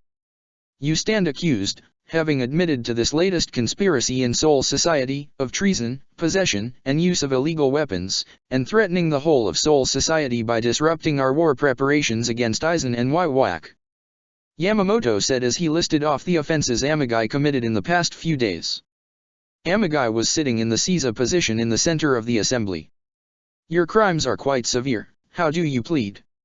Amagai himself looked up to the head captain, his own captain standing by the old man's side, and spoke with resolve and regret. I am guilty of all these crimes and more, sir. He said, condemning himself to the gathering of military leaders in the Godai. I allowed myself to be consumed with my anger and thirst for revenge that I came to a false conclusion out of a need to justify my hate toward you, sir. Never knowing the truth of the circumstances that led to my foolish actions. I understand the weight of my sins and will repent accordingly. He said, just before pulling out his Zanpakuto and prepared to plunge the blade through his body. His penitent suicide was stopped as Love punched his subordinate in the face once again. Amagai dropped his sword and was getting punched repeatedly and without mercy from the fist of Love. You think I'd be happy with you taking the easy way out? Love growled as he punched his foolish lieutenant again and again until he could barely move. He dropped Amagai to the ground, letting him cough up blood and spit out some teeth as Ichigo had to lecture his idiot second. You can kill yourself to avoid being captured by the enemy or when you sacrifice yourself to save your comrades, but not now. You're a member of the Godai 15, meaning you do not have control of your own life. It belongs to us to use in service of keeping the peace and stability of Soul Society and the protection of the balance of souls. You will die when you fall in battle or when your actions are truly unforgivable. Love said as he returned to his position among the captains. As Captain Ichigo has stated, taking your own life will hardly be penance enough for your actions. Yamamoto said as Amagai pushed himself up to look the old man in the eye, one of his was already swelling shut. You've shown how much you regret your actions, and under normal circumstances you'd be allowed to take your life to restore your honor. However, your selfishness cannot be tolerated as we need as many strong soldiers as we can get. You will live, forever bearing the weight of your sins until you fall in battle. Tessai stepped forward and hoisted the man to his feet before tearing open his shiakusho. Grit your teeth, this will hurt. He said, pointing with his middle and index fingers, both glowing with Kido. He lightly touched Amagai's chest and he screamed as if his heart was being torn from his chest. Tessai traced a pattern onto his body, every millimeter burning with an intense light as the kanji for traitor was branded across his chest. The moment he finished, Amagai dropped, and took a pained, shuddering breath as even that simple act caused pain. You will remember your crimes and that brand is laced with a seal that will prevent you from killing yourself. This is your penance as a soldier.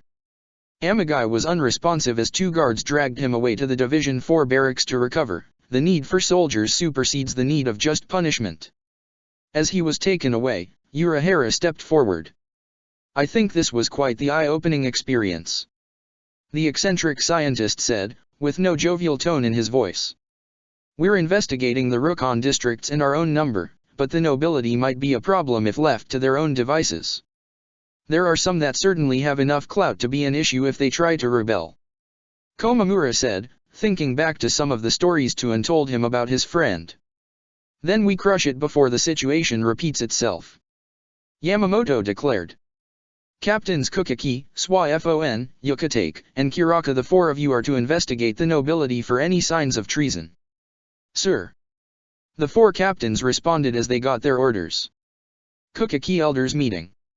Kyunghwa has failed us. One of the elders grumbled, bringing the disappointing news to his co-conspirators. Even with our aid, his methods proved to be weak. Bah. He was just the old caretaker of a mid-ranked noble family, we should have known better. Another one said. We've kept the Kukaki family and our traditions strong on our own strength. Why should we ever rely on others to do what we've done in the past? I believe the ones responsible for poisoning that Rukon rat Hisuna are still around. We just need to direct them toward Rukia this time. The room was filled with silent agreement before the room itself seemed to shift as Byakuya revealed himself from a veil of light that kept him invisible, shocking the assembly of elders. Byakuya. How, when? Bakudo 26, Kyoko. He's been watching for a while. Haven't you? Indeed. Byakuya admitted, before slowly pulling out his sword. Head Captain Yamamoto gave a recent order, to investigate every noble house in Siriti for any signs of treason. I started with my own and found this. The reveal that my wife died, not because of an illness, but because of poison. That they planned to repeat this with my sister, and that they partook in the Kazumioji conspiracy. I consign you all to death. He said, no emotions in his voice. His actions were smooth and cold, but there was a cold chill of hate and fear filling the room. You arrogant brat. We are the true masters of the Kukaki clan. We've kept the family proud and strong while you broke the laws twice. You dare point your sword at us. As a member of the Kukaki clan, no. That would be unthinkable. He said, bringing his sword in front of him and prepared to use his shikai. But I am a captain of the court guard squads before I am a Kukaki. Scatter, Senbonzakura. His cherry blossom blades flew and attacked. An hour later, some attendants found their lord exiting the room of the elders and said one order. Please clean that up. The sight inside was horrific for them. Squad 15 barracks. Well, that was a way to spend the week. Ishine said as Ichigo, Orium, and himself returned to the barracks. Conspiracies, assassinations, trials, I forgot how stiff things could go. I can't wait to get home. Then Lisa came by and whispered something into his ear, making Release a sigh, but it seemed happy. But I still have something I need to do. Ichigo, you and your friends are on leave until further notice. He said before going into his office, as his friends and fellow seated officers of the squad came by. Most of them were fine, except Tatsuki had a bit of a limp and was wrapped in bandages. I personally do not know how to take that. Ichigo said, having spent most of his life training or studying. Why are we taking a break anyway? Probably because our recent displays of ability may dissuade Aizen for the foreseeable future. Uriah said before Hiri stuck her head out. Urahara sent a spy drone into Hueco Mundo that even he and Yoriyuki can't find unless he activates a failsafe that sends it right back to him. Said that the latest info was that Aizen wasn't ready for another assault yet. She went right back into her room, leaving the teens to their plans. Okay then. Ichigo said, facing his friends. We have free time, what do we do? Immediately Orium and Tatsuki latched onto his arms. We get some much needed date time. Tatsuki said with a smirk while Orium giggled. Yeah, that sounds good. Uriah conceded before pulling out his planner. I should be spending more time with my girlfriend too. Nemu's getting irritated. He noticed everyone was looking at him. What? Didn't she kidnap you? Chad felt like reminding him. And try to have her way with you. That was Mayuri's doing. We, kind of, hit it off. Uriah said, slightly embarrassed. Ignoring that she's artificial, good for you man. Ichigo said as the rest of them began to leave. So, any ideas come to mind girls? He asked before Ishine's office door opened. Thank you Captain. A happy-go-lucky voice called out that was familiar to the hybrid. Don't worry, I remember what the LT taught me. I won't disappoint. She said as Ichigo saw her. She had purple hair, tied in a ponytail by a red ribbon, and amber eyes. The moment their eyes met, her face exploded into a massive grin. Ichigo. I came back. She cheered as she glomped him. Senna. He asked in shock as his memories fully returned, as everyone who saw her had their memories restored. Welcome back Rookie. He said, patting her head and making her beam at him. Illustrated Guide to Soul Reapers. Captain's Return, Urahara. So Mayuri, you've likely been busy so Urahara started as he was making his way back through his old barracks, most of the squad happy to see his return. He was making his first plans, which needed Mayuri, who was currently staring at Ichigo's severed arm and giggling madly. Put that down before you go blind. He said, smacking the psychopath and gaining his attention. Now, I need to get up to date. Show me everything the 12th has been up to since my exile. The former captain, now lieutenant, thought nothing of it and handed over the master password to Urahara. 5 minutes later. The SRDI was being consumed by raging flames as Shinigami ran about in a panic. The fire patrol and most of the other captains came by to see Mayuri gagged and limbless, a fuel canister next to Urahara, and the man himself with the most disgusted and horrified look on his face. Kisuk? Kiraku asked hesitantly. What happened? Urahara looked at him with a dead expression, scaring the old captain worse than Naneo without her glasses. You don't want to know. Captain's return, Ishine. So yeah, I might have to close down the clinic for a while. Ishine was telling Ryukin while Ichigo went to inform the wizards about the return to Soul Society. Maybe I'll be back in the living world, but I probably won't have the time to run the clinic anymore. They'll have to go to your hospital for treatments and dash. Don't worry, Ishine. Ryukin responded, pouring out some whiskey for the two of them in celebration of their wives' reawakening. Like I told Urayu, my concerns will be with the living. That house by yours is for sale, right? He asked, making Ishine rub his chin in thought. No, but that old lady is considering. He answered as he took a look at his amber liquor. When she does, I'll open an emergency clinic there. I'll deal with the living, you deal with the spirits.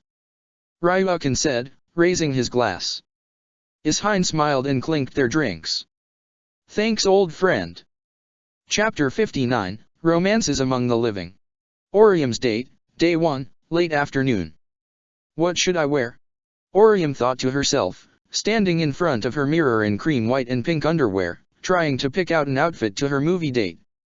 After deciding to use their free time to get in some bonding and meeting Senna for the first time, they decided to let Orium get first dibs while Tatsuki and Senna went out shopping. There was a re-showing of My Neighbor Totoro as a special event and her brother got them tickets to go see. She grabbed a light pink sweater and a dark rose-tinted skirt, figuring it suited her personality before dressing up and meeting her date. She found him waiting in the park, seemingly asleep to the outside world. He had a pair of black jeans with a navy blue shirt with a white 15 on it with a black hoodie jacket. He seemed to be at complete peace with the world around him that no one noticed his presence. She made her way toward him and he got up the moment she was just a few feet away. Hey Orium, ready to go? He asked with a smile.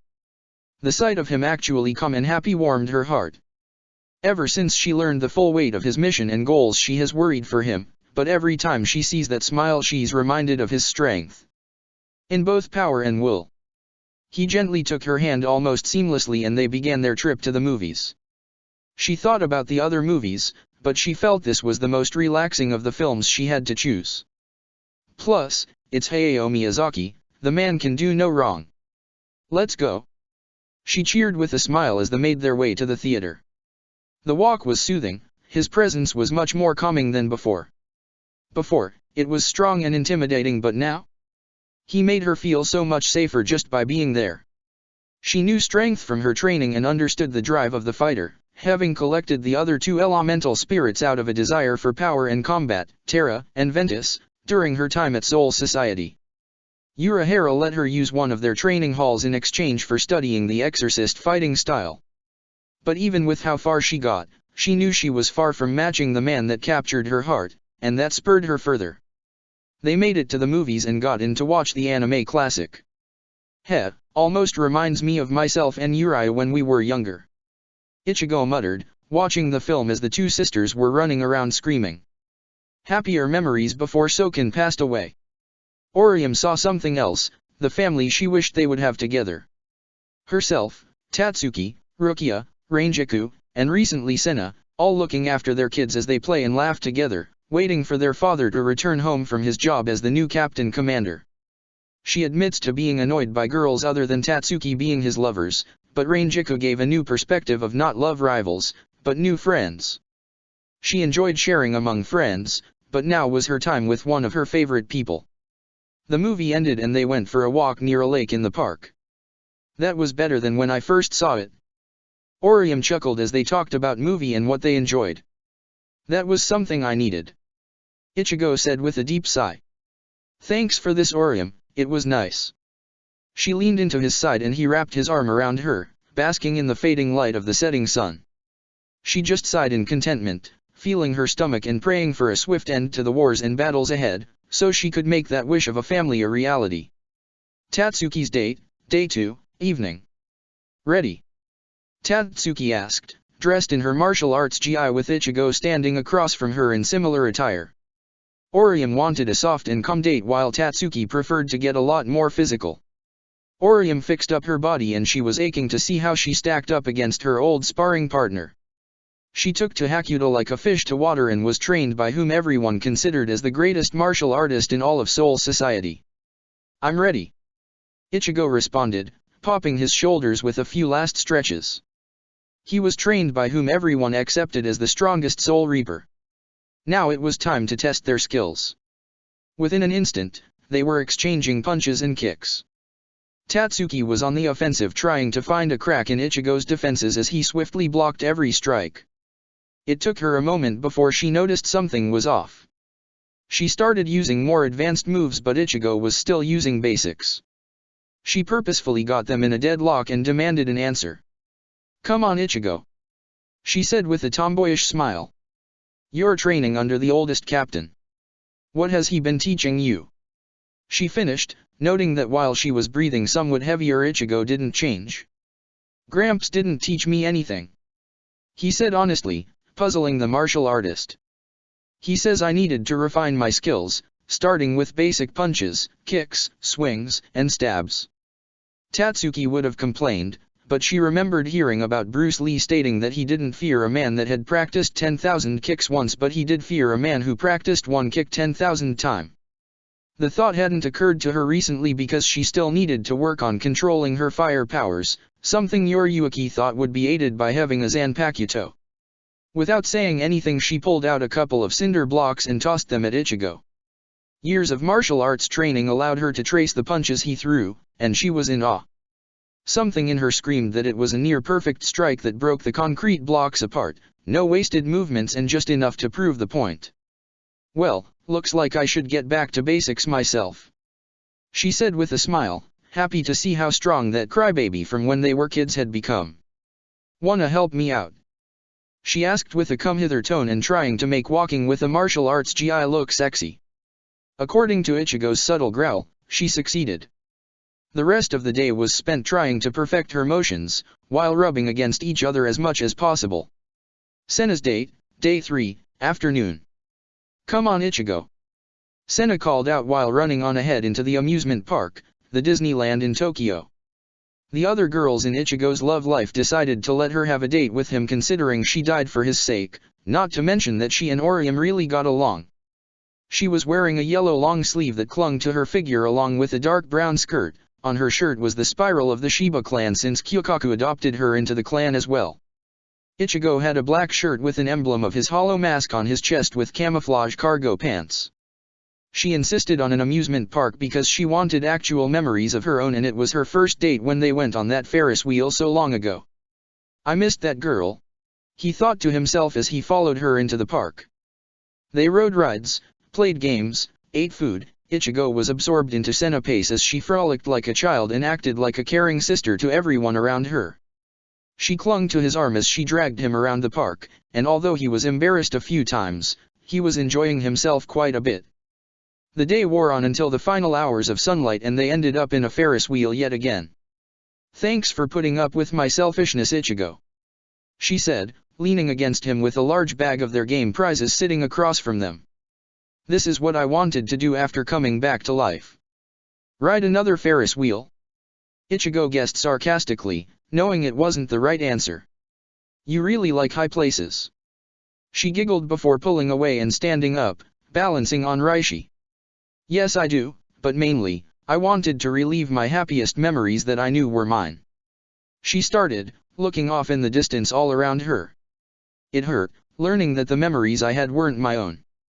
That I lived 1,000 different lives of other people with no real past to call my own.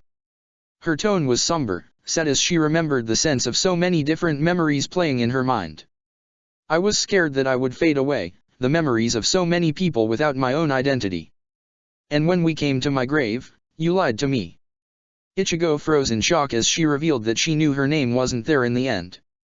My name wasn't engraved on that stone, but it was in your heart and the hearts of everyone in Squad 15. She turned around and gave him a beaming smile. You gave me a past, a proof of my existence as my own person. I'm not too sure what I technically am, but I can be sure of this. I am Senoshiba now, proud member of Squad 15, and protector of the human world. She announced proudly, prompting a small applause from the hybrid. She took a slight bow because her expression became more nervous. Now, there's just one more thing I need to do. Something I couldn't do last time, she said with a burning blush on her face. Without giving him a chance to do anything, she pressed her lips against his and held them there. After a few seconds, she pulled away smiling while glowing pink from her blush. I love you, Ichigo, she said, happy to do the one thing she was denied before. Ichigo merely smiled before pulling her in and showing her how to really kiss. Las noches, Arena. Well, Ulquiorra, how do you think this will go? Aizen asked his more trusted Arrancar. In the center of the arena was Grimjo and an effeminate, youthful Arrancar. He was Luppy, the Arrancar assigned as the new sixth to replace Grimjo after his public shaming. All the Arrancar received training, and Luppy was directly trained by Jin. This was a contest to see whether Grimjo could earn back his place as an Espada after his training with Ulquiorra. The whole of Las Noches was in attendance, watching with varying levels of interest. Jin and Tuan were with Ulquiorra and Aizen, watching from his throne. I feel this is needlessly cruel, Ulquiorra said, sparing a glance to Ichimaru. You should have put more restrictions on the fight. Grimjo was swerving around 8 massive tentacles that frantically slammed, stabbed, and wrapped around the panther, with a look of fury and desperation on Luppy's face. I suppose I should have had Grimjo lose his arms again. The traitor captain sighed. Jin, I'll have to punish you later for half-assing Luppy's training. The boy let his rank get to his head. Jin said with his dark smile. I figured this would serve as a good reminder that he should lose that arrogance.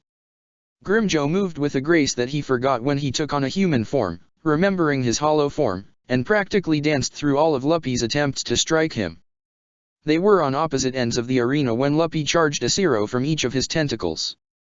Just as he was about to discharge the attack, he found Grimjo's fist buried in his gut.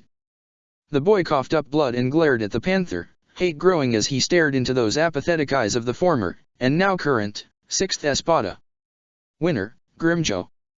Aizen said, no surprise in his voice, just stating a fact. As the panther was leaving the arena, a dark smile appeared on Aizen's face. Grimjo, would you like to be the 5th Espada? There was a gasp of surprise among some of the Espada. What the hell? The current 5th Espada, a lanky tall man with an eye patch and a spoon-hooded jacket named Noitara Gilga demanded. Luppy was pathetic, but do you really think that disgraced bastard has a chance against me? Sure, whatever. Grimjo said, again showing apathy toward his opponent. This only pissed Gilga off more as he grabbed his blade, an odd axe with 2 crescent moon blades on top of each other. He jumped down to the arena while 2 random Arrancar removed Luppy's unconscious body. You looking down on me, Grimjo? The hooded man asked. You think you're better than me just because you got your rank back? Grimjo merely shrugged. I personally just stopped caring about ranks and all that, he said, cracking his knuckles and shaking his arms. Now, I want something else. Tuan tapped his sword on the ground to signal the start of the fight. The two charged at each other, Noitara swinging his axe while Grimjo readies a punch. The blade came at his side, which he caught with his bare hand, then the shaft of the axe handle before pulling himself closer to Noitara and slamming a foot in his gut. Grunting from the hit, the 5th Espada tossed his weapon away with Grimjo still holding onto it before grabbing onto the chain attached to it. He swung around his axe, slamming it into the walls and floor, believing that Grimjo was still attached to the weapon. He never noticed until Grimjo was right in front of him again, wearing a psychotic grin on his face. The panther slammed his fist into Noitara's face and sent him tumbling back before using Sonido to catch up and grab him by the skull.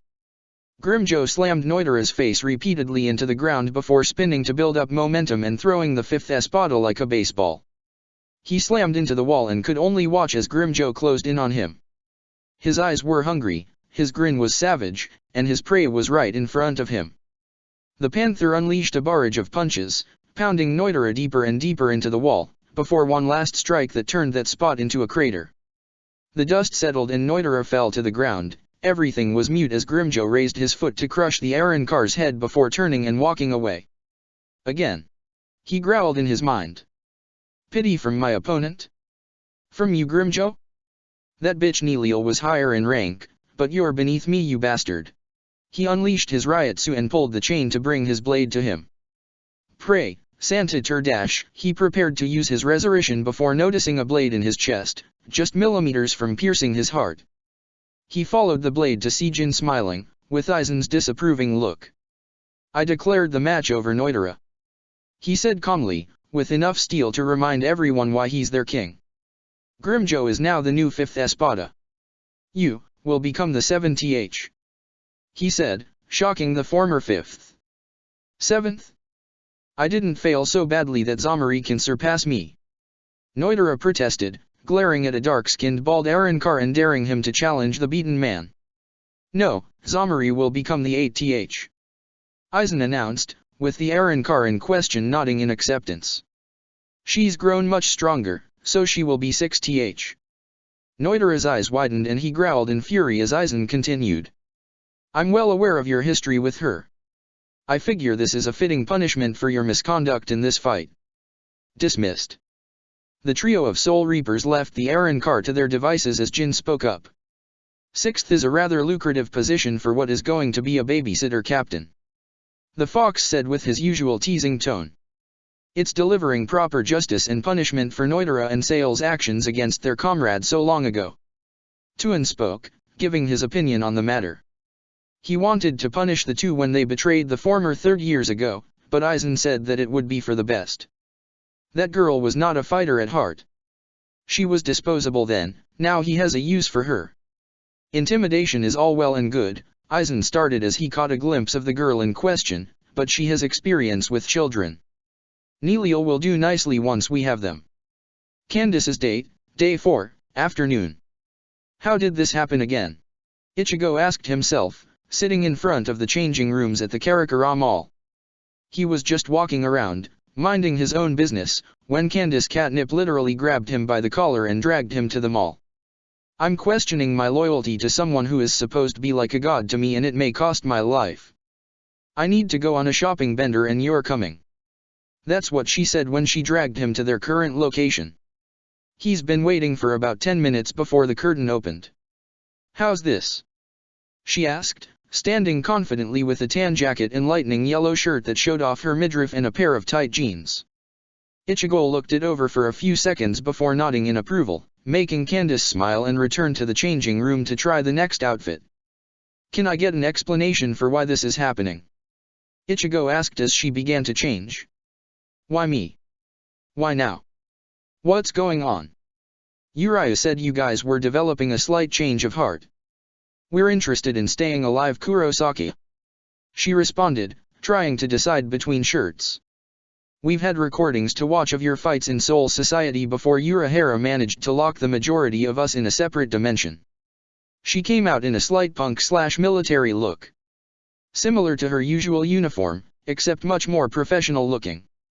You went into Soul Society for a girl you barely knew, your power is incredible and you're a skilled fighter, plus you've the body of a god. She said, striking a pose for Ichigo to evaluate. Maybe throw in some black lipstick to complete it.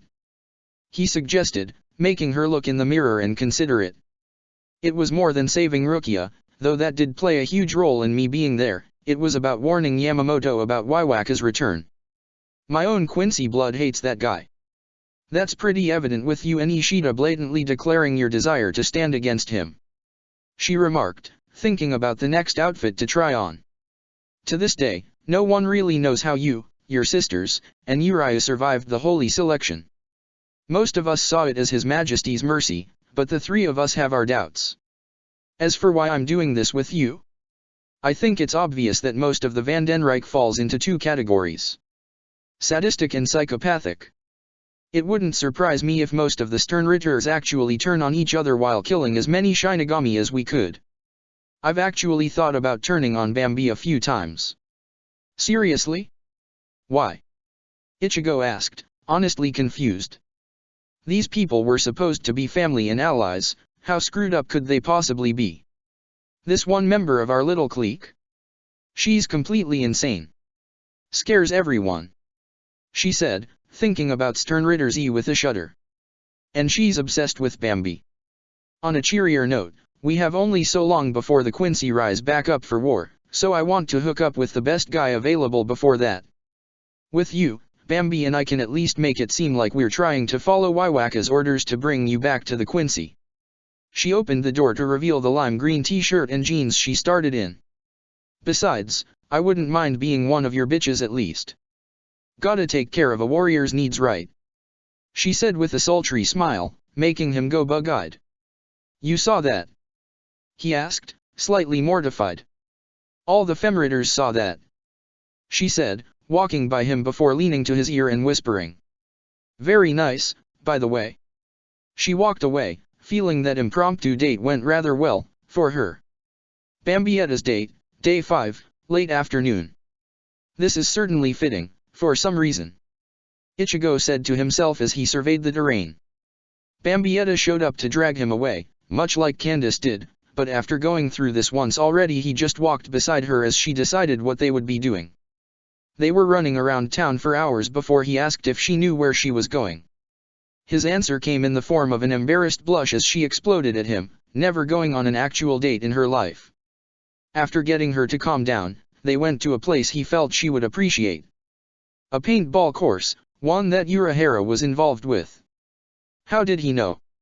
It was a huge part of the forest with plenty of natural and man-made obstacles with very light rules. Don't shoot the head if the hood's down, paint splotches the size of an American quarter count as dead, melees only count if the paint on the blades are still wet, and bring your own false blades. It was expensive and usually reserved for military, police special forces, and combat fanatics.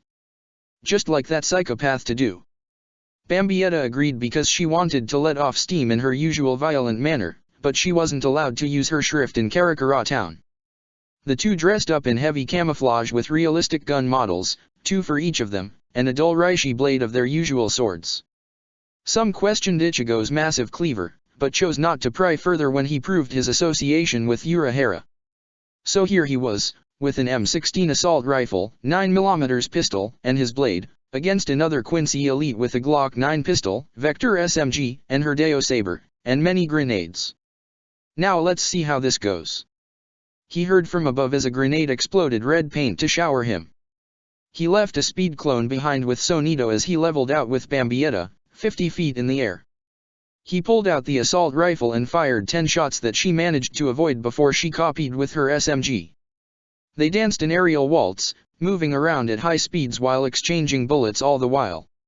After nearly a minute of high speed in the sky, they ran out of paintballs. As they landed, she pulled out 3 grenades and threw them at Ichigo, making him bat away 2 and shield himself from the third.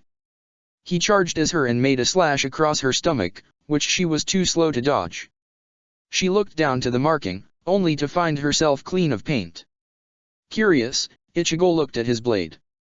Ah, flung it all off. He said, noting the very thin coat of dried paint on his reishi blade. Bambietta looked at her own, still holding quite a bit of wet paint on its edge. She smiled sadistically before charging at him. Ichigo proved her better in sword fighting, but his large blade made it hard to reload the paint needed to mark her while Bambietta moved fast enough to keep him on his toes while reloading sparingly. As she made a thrust that nearly clipped Ichigo, he grabbed her wrist and threw her away, none too gently. As she righted herself, the paint grenades on her body exploded. She walked over to him, covered in red paint. You pulled out all the pins in my grenades? She asked dryly, Ichigo holding up the incriminating evidence. My teachers consider speed to be very important. He said with a smirk. Plus, I figured you liked red, wait, fiery explosions are orange. He muttered, giving Bambi the opportunity to splash his face with the remaining blue paint in her sheath. After wiping his eyes, he glared at her. "What did they say about dropping your guard?" She returned with a smirk. Ichigo started chuckling, which infected Bambietta, and soon the two were in full-blown laughter. This was fun. Nice to blow off some steam. "Yeah, let's get going," he said, casually draping his arm over her shoulder. Bambietta actually blushed at the close proximity before forcing herself to calm down. After they returned the gear and wiped off the paint, they began their trek toward their homes. "So, if Waiwak loses, what do you think will happen to the rest of the Quincy?" she asked, figuring that Ichigo would know more about Yamamoto's plan since that was something His Majesty predicted. "Well, when he loses, the surviving Quincy might be sent back to the world of the living, but under supervision," he guessed, thinking about what he'd do in the captain commander's position. If any defected, they'd probably find a place in Squad 15 or left alone to live their lives. At least, that's what I'd ask the old man to do.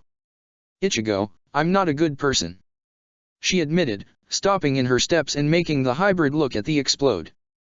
"I've killed dozens, if not hundreds, of my own comrades, gleefully as a stress relief. I've been quite the bitch to the closest people I can call my friends. I was looking forward to slaughtering hundreds upon thousands of soul reapers for fun. Would I still find mercy?" Ichigo looked at her with a critical eye, making her avert her gaze. She felt accusation, the weight of sin on her from the reflection in his eyes, before he gently lifted her chin and looking into her brown eyes. "I only want to protect everyone I can," he told her in a soft tone. "If you repent your actions and try to atone, I will do anything I can to save you." Bambietta felt her face burn and her breath catch. "That's the kind of person I am." He released her and began to leave. She stood as still as a statue as his words repeated in her head, feeling an unfamiliar tightness in her chest. Karakura House. Toshiro Hitsugaya was in a bit of a bind. He was given an order to bring Ichigo back to Soul Society after a long discussion between Ishine and Ryukin about the hybrid in question. He still couldn't fathom why this was necessary since Ichigo always responded to summons and orders before. Now here he was, at his old captain's home, with the Kurosaka family, and Masaka seemed intent on making a big deal out of him being like family. "You are every bit as cute as Ishine described." The Kurosaka matriarch squeaked as she hugged the young captain tightly. Toshiro was blushing up a storm as the Quincy woman continued to fuss over him. "Mom, he's a captain of the Godei. Same rank as Dad, you're embarrassing him," Karen said, working on her Kido spell homework. She and Yuza were doing well in Shino Academy, even being called the shield and spear duo, with Karen being the best fighter in her grade and Yuza being the better support. "But he reminds me so much of Ichigo at his age." Masaka whined as the captain pried himself free. "I'm a few decades older than you, Mrs. Kurosaki," he grumbled, wishing for Ichigo or even Ishine to return. "Yo, Toshi," Karen called out, giving him a window to keep away from the mother. "Since Dad and Bro aren't here yet, you mind helping me out with some of these spells?" she requested, making Toshiro give silent thanks as he began to tutor her in the healing Kido she was struggling with. Masaka looked at the two and smirked to herself before heading into the kitchen, where Yuza was getting dinner ready. "Hey Mom. Are you helping? I thought today was my day to cook," Yuzu asked while stirring a pot as Masaka came by and started cutting up veggies. "It is, but I thought I might give them some alone time," the Quincy said with a smile, prompting Yuzu to look at the two for a few seconds. "They certainly look cute together, don't they?" the girl responded with a smile as they returned to cooking. Hours later, Ishine returned. "Hey girls. Toshiro," he greeted as he came in. He was a little surprised to see his daughter and former third seat sitting so close together, but he knew the two to make smart decisions. "Masaka, I assume you know?" he asked as his wife came in the room. "I'm aware." "Less than pleased, but I understand," she said with a slightly strained smile. This would be for the best, but she wanted more time with her family. Dinner was being set out at the table, Toshiro feeling like he was imposing a little, when Ichigo finally came home. "This has been an odd couple of days," he remarked as he came in. "What's wrong with being a man and romancing the ladies of your life?" Ishine jovially cheered, proud of his man among men son. "What I can't wait for is all the grandkids you'll be." Masaki interrupted with a blood-enhanced chop to his head. "He still has those days," she sighed, dragging her husband to the table. Ichigo noticed Toshiro, more specifically that he was sitting next to his younger sister, and felt his protective older brother instinct kick in. He didn't act on it because at this point, he might cripple the young captain. Dinner went by quickly and Ichigo finally asked why Toshiro was there, feeling concerned when his father became more serious as well. "Ichigo, you're doing fine in your classes," Ishine said, looking at his son. "Ryakan and I agree that you've been able to keep your grades up, even with the training. But with the war against the Aaron Car coming, at any point, we feel it's time to kick up your training." He held out his hand and gave the most shocking statement Ichigo heard from him in years. "Turn in your lieutenant's badge." Ichigo gasped in shock as Toshiro stood up and gave Ichigo an envelope. He numbly opened the letter and saw the orders inside. "Ichigo Kurosaki, to continue your training under Captain Commander Genri Yusai Yamamoto, you are being transferred to Squad 1. Chapter 60, Training in the Afterlife. Squad 1 Barracks, Office. Remember my boy, patience." Yamamoto told his young student as the master and apprentice did the most mind-numbing and grueling activity, paperwork. The moment Ichigo came into the squad, being assigned the rank of 4th seat, he was given restraints on his wrists and ankles that were proportionate to his strength. After that he was expecting more physical and mental conditioning, instead he was helping Yamamoto deal with his increased workload after another 20 arrests among the nobility that prompted a near-complete replacement of the next Central 46. Now, 3 days later, it was still tea, calligraphy, basic katas, and exercises, and paperwork with very heavy weights on his being.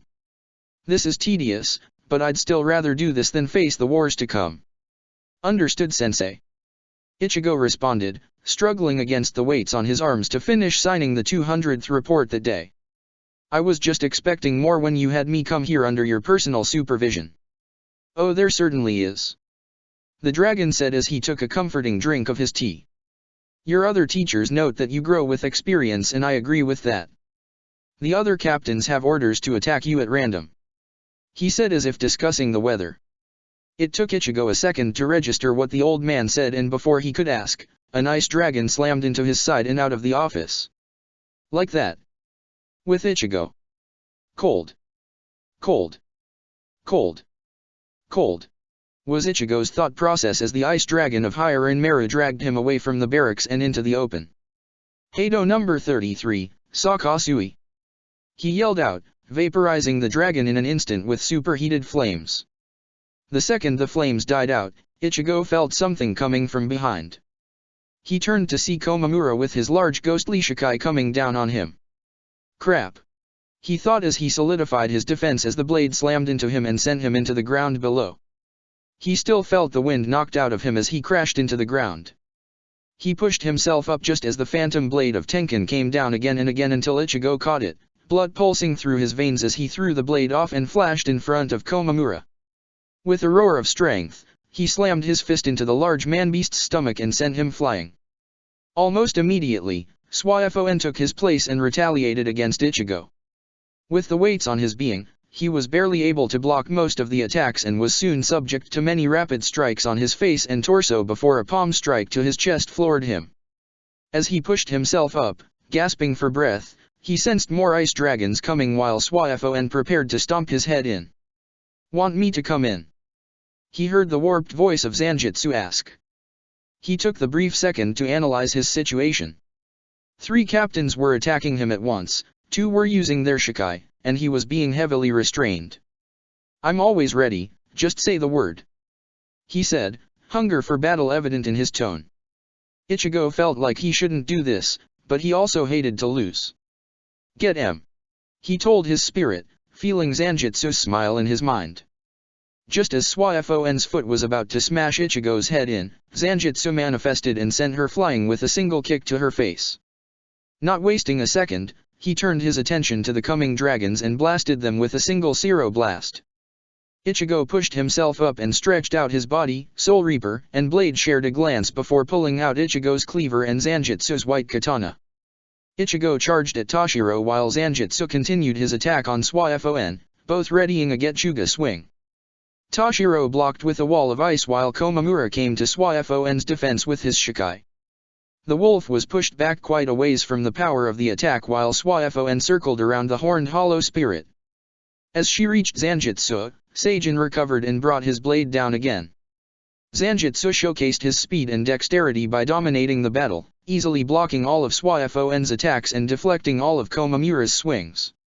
Meanwhile Ichigo was fending off all of Toshiro's dragons with all of his long-range abilities. "You've improved," Hitsugaya yelled as he sent another wave of dragons at Ichigo, hiding one coming from behind. "Heido number 91, Senjukutenteho," Ichigo chanted, casting a weakened version of the Kido, but it was still enough to get the job done. The explosions blocked out the sound of the last dragon and he was struck with the piling ice that was enveloping him. Ichigo forcefully pried himself out and pushed off the remaining chunks to shoot toward the small captain, getting close enough to slam the hilt of his blade into Hitsugaya's stomach. As he doubled over, Ichigo turned his blade to the blunt side and brought it down like a hammer, sending him crashing down. The hybrid shot a glance to his Zanpakuto, pretty much playing with Swaifon and Komamura. "Predators," he sighed, knowing his blade. "Bakudo number 61, Rikuyakoro," he said, binding the young captain as he slowly got back up and locking him in place. He then joined his Zanpakuto, matching Komamura's latest swing as Zanjutsu wordlessly struck a hard blow on Swaifon. She staggered before throwing a kick, which Ichigo blocked by throwing Seijin off balance and letting Zanjutsu attack him. They kept that dance of teamwork going until it was painfully evident that the hybrid had won that fight. "Ichigo!" Yamamoto roared, freezing the three Shinigami while Zanjutsu returned to his place in Ichigo's inner world. "I am disappointed in this performance, Ichigo." He dispelled the sealed restraining Toshiro before continuing his lecture. "This is your training, Ichigo. Maintaining constant vigilance, adapting to a fight with unknown variables, building your experience and instinct until you know how to fight any foe shortly after confronting them, moving without thought." He scolded before reaching his student and giving a proud smile. "That said, you've shown an excellent display of your abilities and judgment in battle. It has also been quite some time since I've seen such trust and understanding between Soul Reaper and Zanpakuto." He waved his hand over Ichigo's wrists, dispelling the restraints on his body. "Take the rest of the day off to rest and recover, my boy. There's more work tomorrow." "Yes, sensei," Ichigo said, feeling lighter than air now that his weights were off, before disappearing in a quiet burst of speed. "Kukaki Manor. Why am I here instead of the Shiba house?" Ichigo wondered, walking up to the main house of the Kukaki family. The old feelings of tension he had before in the manor were gone as most of the staff greeted him with a smile. He came to the backyard to find Rukia in her kimono drinking tea under Byakuya's cherry blossom trees. "Oh right. She moved back here." He smiled as he saw his wife notice him. She put down her tea and hurried to him. "Ichigo, it's good to dash," she started with a smile before being interrupted by a happy cry. "Ichigo." A voice came from above, prompting the two to look up as a Homura materialized above them. "Hi." She then dropped on top of the hybrid with Shizuku appearing next to Rukia. "Sorry," she was excited. He said while Homura hugged Ichigo tightly. "She's been wanting to see you again for a long time, but we were training and you were busy." Ichigo pushed himself up, with the young wizard hanging off his neck. "And can I ask why?" he asked, prompted Rukia and Shizuku to look at each other for a moment. "Rukia's our big sister," Homura said, making him look at her over his shoulder. "You married her and saved us. You're like our big brother." She squeezed a little tighter before Ichigo grabbed her collar and set her down in front of him. "Another pair of siblings, huh?" he said, patted her on the head and getting her to purr. "I'm good with that." Homura beamed at Ichigo while Shizuku smiled, and after that, they teleported away to continue their rounds. "They're coming into their own, aren't they? They've attained Shikai and you've seen their teleportation." Ichigo nodded and opened his mouth. "No, Urahara still doesn't know why they have that skill, so you can't copy it. Stick to your ridiculous speed. Ichigo closed his mouth, letting her pull him to the place she was sitting before.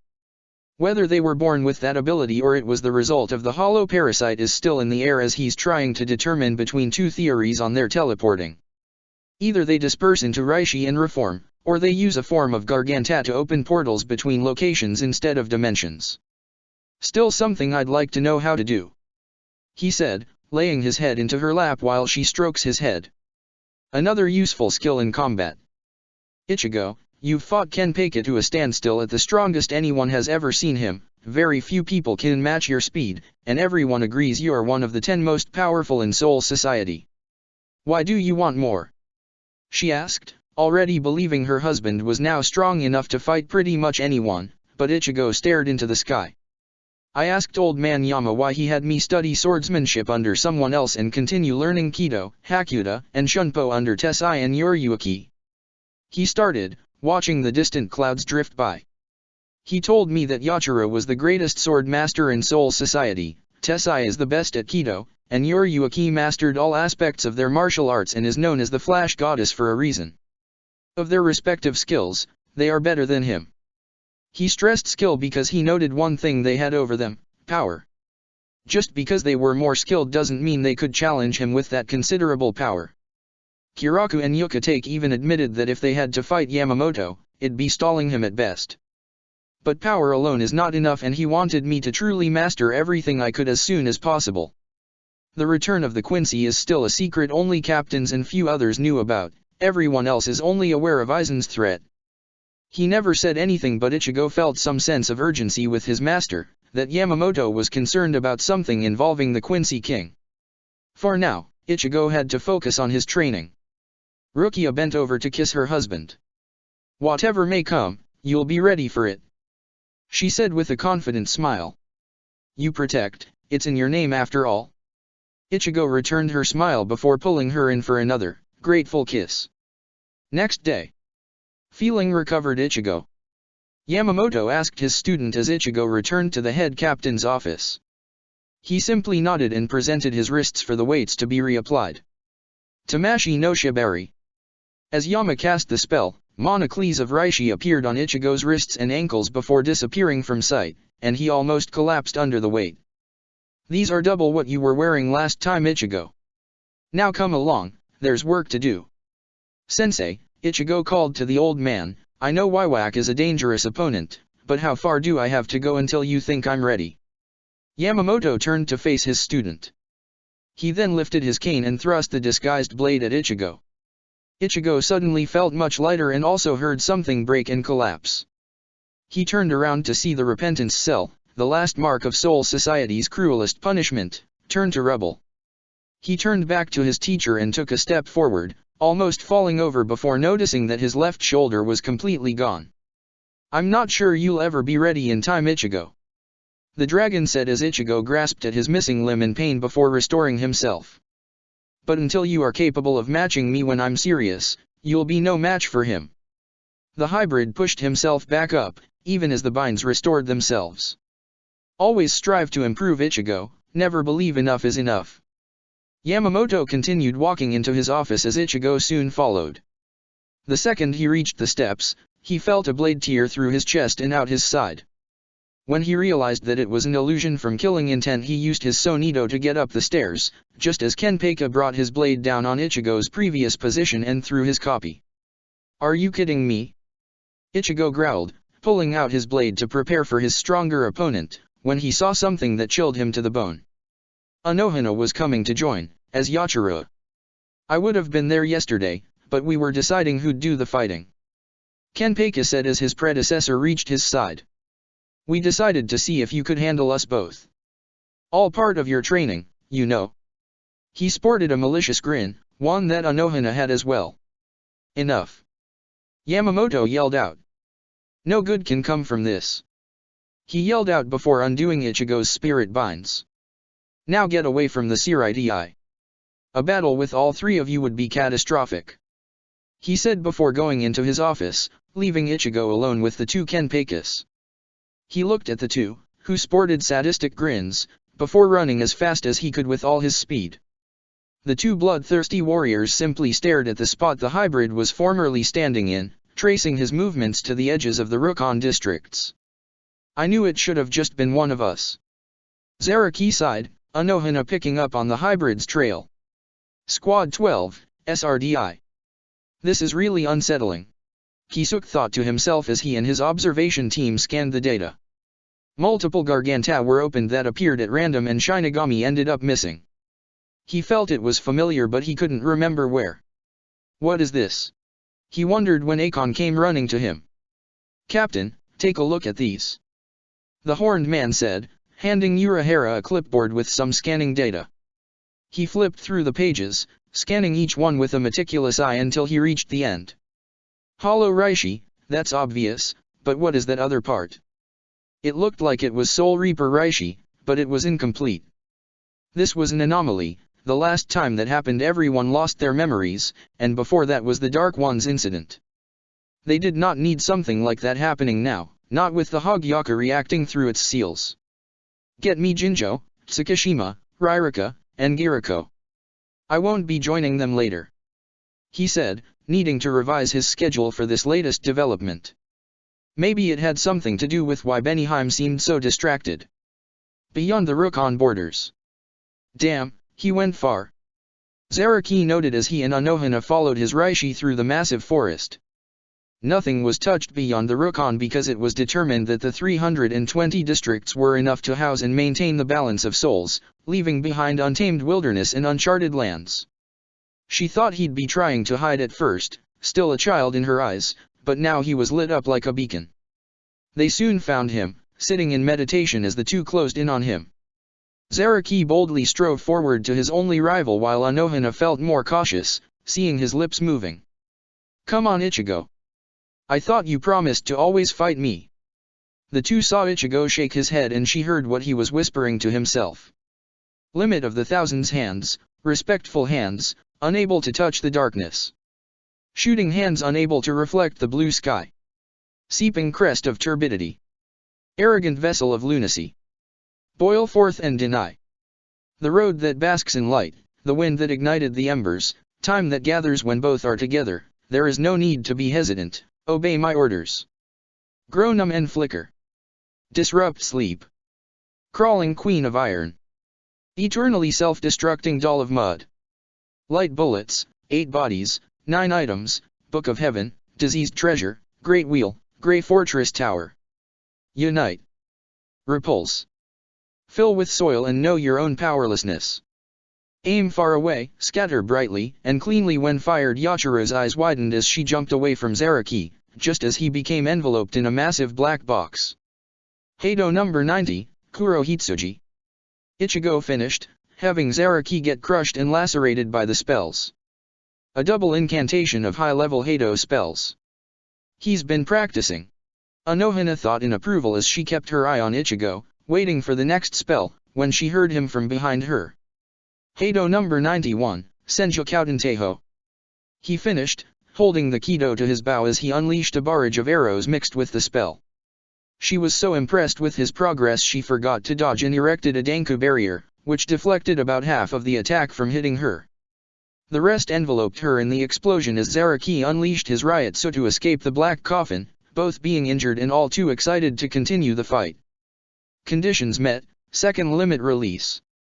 Ichigo whispered as he brought his hand to the Squad 1 symbol on his chest, unleashing the full torrent of his power.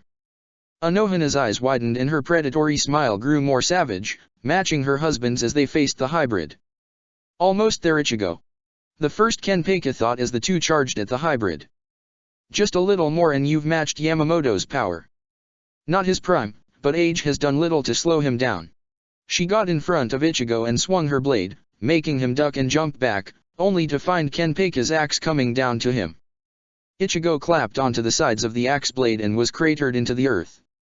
The two juggernauts wrestled in a match of tug-o-war with Zaraki's no Zarashi while Anohana up from behind, swinging at Ichigo's unprotected back. Her blade dug an inch into his body before stopping and she saw the Reishi pulsing in his veins. The hybrid forced Zaraki's attack to the side and threw a back kick into Anohana's chest, sending her flying back. Disintegrate, you black dog of Rondonini. Look upon yourself with horror and tear out your own throat. Bakudo number 9, Horin. Ichigo chanted quickly, pointing at the two Kenpakus and binding them in cackling yellow and orange energy. The binds lasted for a moment before the two overpowered the spell and charged. Ichigo was about to let Zanjutsu back out before they heard hundreds of howling hollows, making the three fighters stop. That's not good, Ichigo said, feeling all of them head to their location. They interrupted our fight. I'm more than a little annoyed by that, Zaraki said, glaring around them as the hollows surrounded them. But this might be good. I was getting annoyed at sharing you. That's a little creepy, Zaraki. Ichigo returned to his rival, standing back to back with the berserker. I was talking to my wife, he growled, making Ichigo look to the woman in question. This is our date night and I wanted to try something I thought I'd like, she explained, sighing in disappointment. A free-for-all would have been better, but thanks for the threesome anyway. I feel violated, Ichigo thought, feeling greatly disturbed as the hollows came. All kinds of them, from regular to Vastolords. This has never happened before, has it? The hybrid asked as a Vastolord that resembled a werewolf charged toward Ichigo. Before getting too close, Kenpeki yelled, "Duck!" making Ichigo and Anohana crouch, leaving Zaraki enough room to spin and swing his massive axe and cleave through the Vastolord and many other hollows. There is nothing I cannot cut, for I am the Kenpeki. The man growled before saying something that chilled Ichigo to his core. Bankai! Moving as fast as he could, Ichigo grabbed Anohana and dashed away as Zaraki's Ryutsu exploded. The yellow light expanded to engulf much of the forested area and a good number of the slower hollows. That was the good news. The bad news was most of the Ajichas and Vastolords were chasing him. He believed that because of the previous Vastolord aiming for him. He stopped and let go of Anohana, charging his fist with Reishi. As another Vastolord got close to him, he turned and threw his punch. Bala!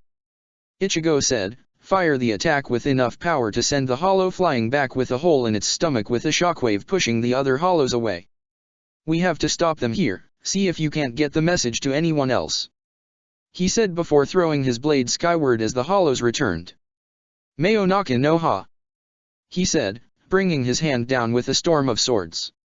Many of the hollows were felled and the trees behind them were torn asunder as Zaraki revealed himself, now looking like an Oni demon. The two caught the hollows in a pincer attack, leaving Anohana free to use Tentiakurai to project the message to everyone in Siriti. Attention everyone! A massive force of hollows have appeared 20 miles away from West 80 Runkan at coordinates - she continued while watching the two decimate the hollows, except more Minos kept coming. Ichigo and Zaraki were eventually separated, with 3 Vastolords following Ichigo. Believed to be sent by Aizen. Hurry now! She ordered with urgency as she picked up her blade. Aizen must be after him. He's the perfect evolution Aizen craves so badly, so of course they'd come for him. She chased them into a clearing as Ichigo unleashed more of his Ryutsu, giving it that noticeable hollow feel. What she saw after that defied all logic for her. The Vastolords were kneeling before him. Before she could react, Ichigo devoured all of them and unleashed a roar. Suddenly the hollows began to flee, disappearing through their gargantes and away from Ichigo and Zaraki. Soon they were all gone and Ichigo collapsed. It wasn't long before most of the Godei's captains and lieutenants arrived, Urahara immediately going to Ichigo's side while Yamamoto went to Anohana. What happened? He demanded, knowing that she felt the same thing he did. Ichigo's full potential. Squad 4 Barracks, Hospital. Still not sure what happened.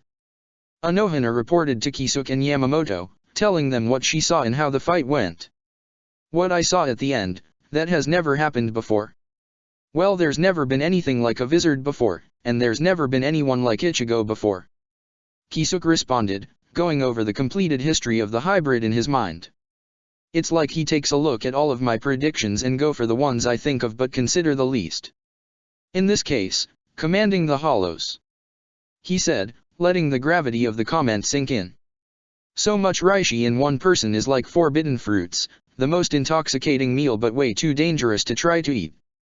Ichigo would be constantly hounded by hollows if I didn't disguise his scent after he started training, but there's a limit to what could be held back.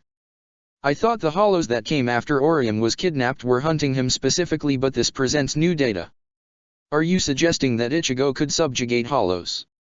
Yamamoto asked, feeling disturbed at first but then considered the implications of building their forces against the Quincy. Hollows are creatures based on instinct. Urahara conceded, thinking of the possibilities himself. Maybe like an alpha of pack animals or even a queen of an insect colony, whatever it is, it could be a game changer for the war with the Quincy and maybe the next 2,000 years. They stopped when Toshiro came in. Is Ichigo alright?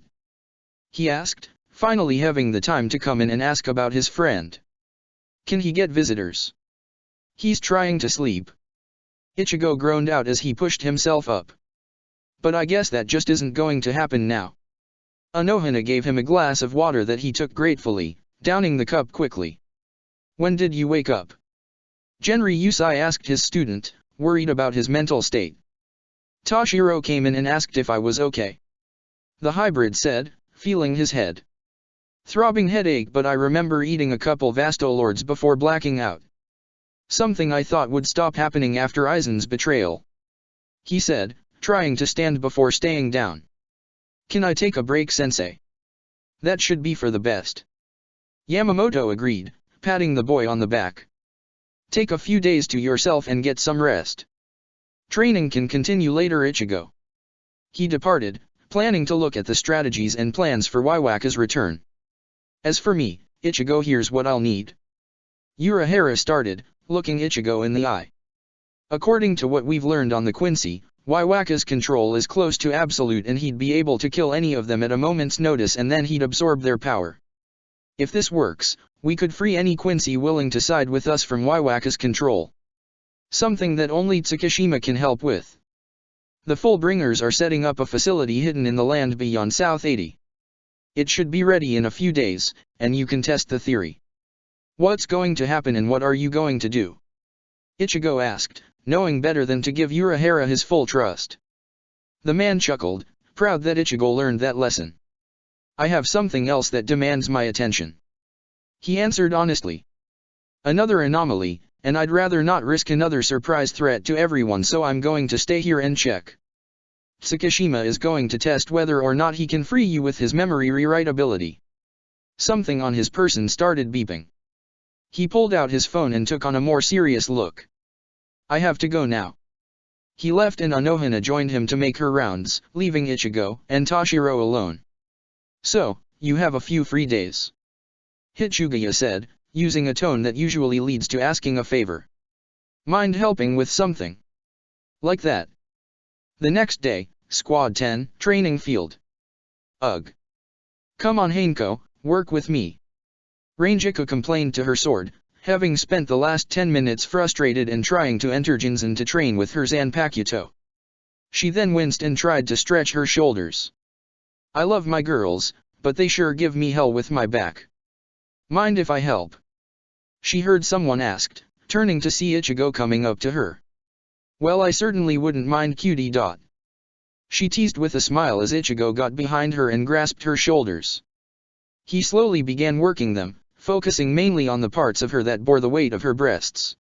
She hummed appreciatively as he continued to massage her shoulders, then she gasped as she felt a strong heat from his hands.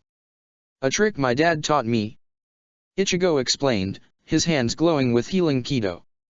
My mom has big breasts too, so he developed it for her, and you should know why I needed to learn. Orium certainly does have big ones too, doesn't she? Oh, yes, that's it. Rangiku moaned as he relaxed a knot she didn't know was there.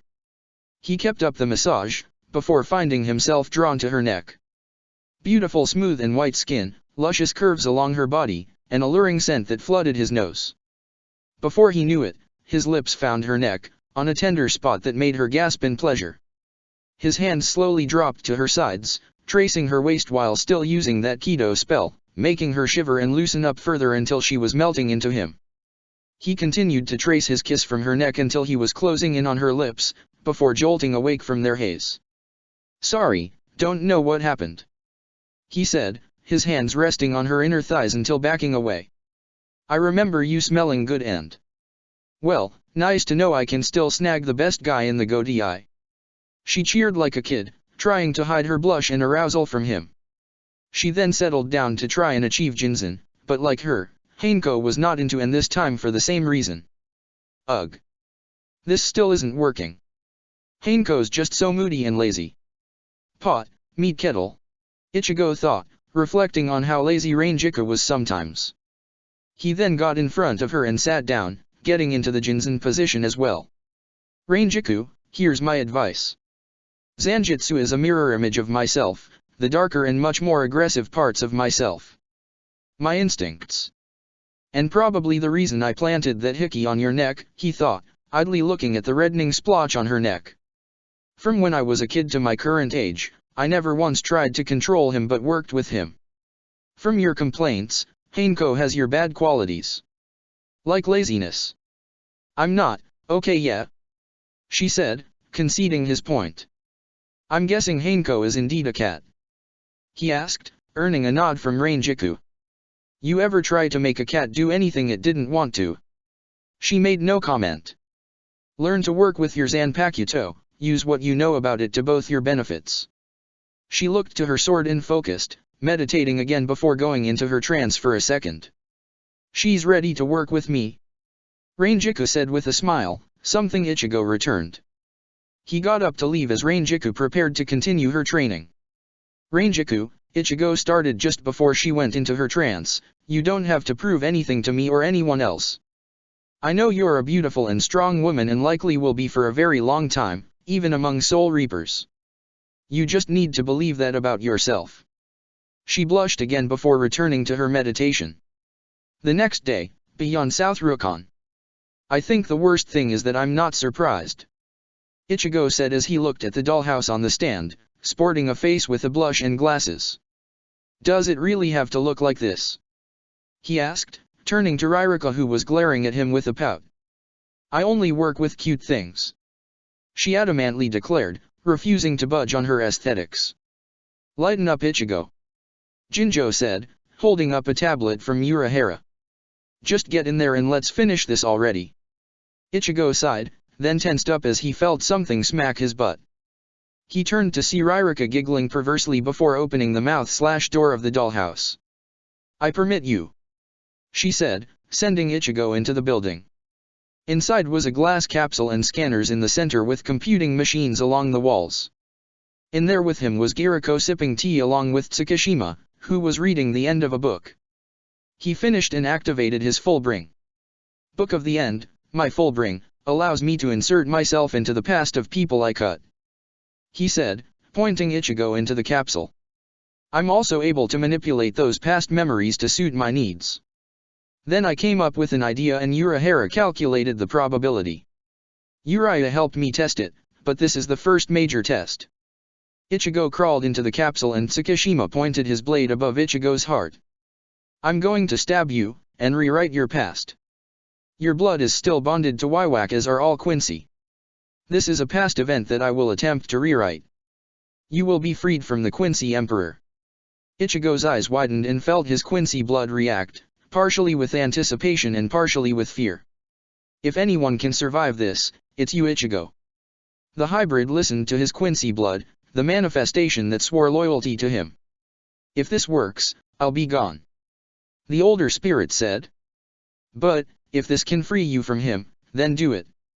All I've wanted, was to protect you. I know Zanjutsu. Ichigo told his power as he nodded. I know. Tsukishima plunged his sword into Ichigo and the hybrid drifted into the darkness of unconsciousness. Contract 1, for 12 hours this capsule will contain him so long as this dollhouse stands. Giriko said as Tsukishima slammed the capsule shut. Contract 2, for 12 hours Ichigo will sleep as long as we're within 100 meters of this dollhouse. Tsukishima looked at the stairs leading up to the second level, the living quarters. Wish I brought another book. Check the description for the links to the author.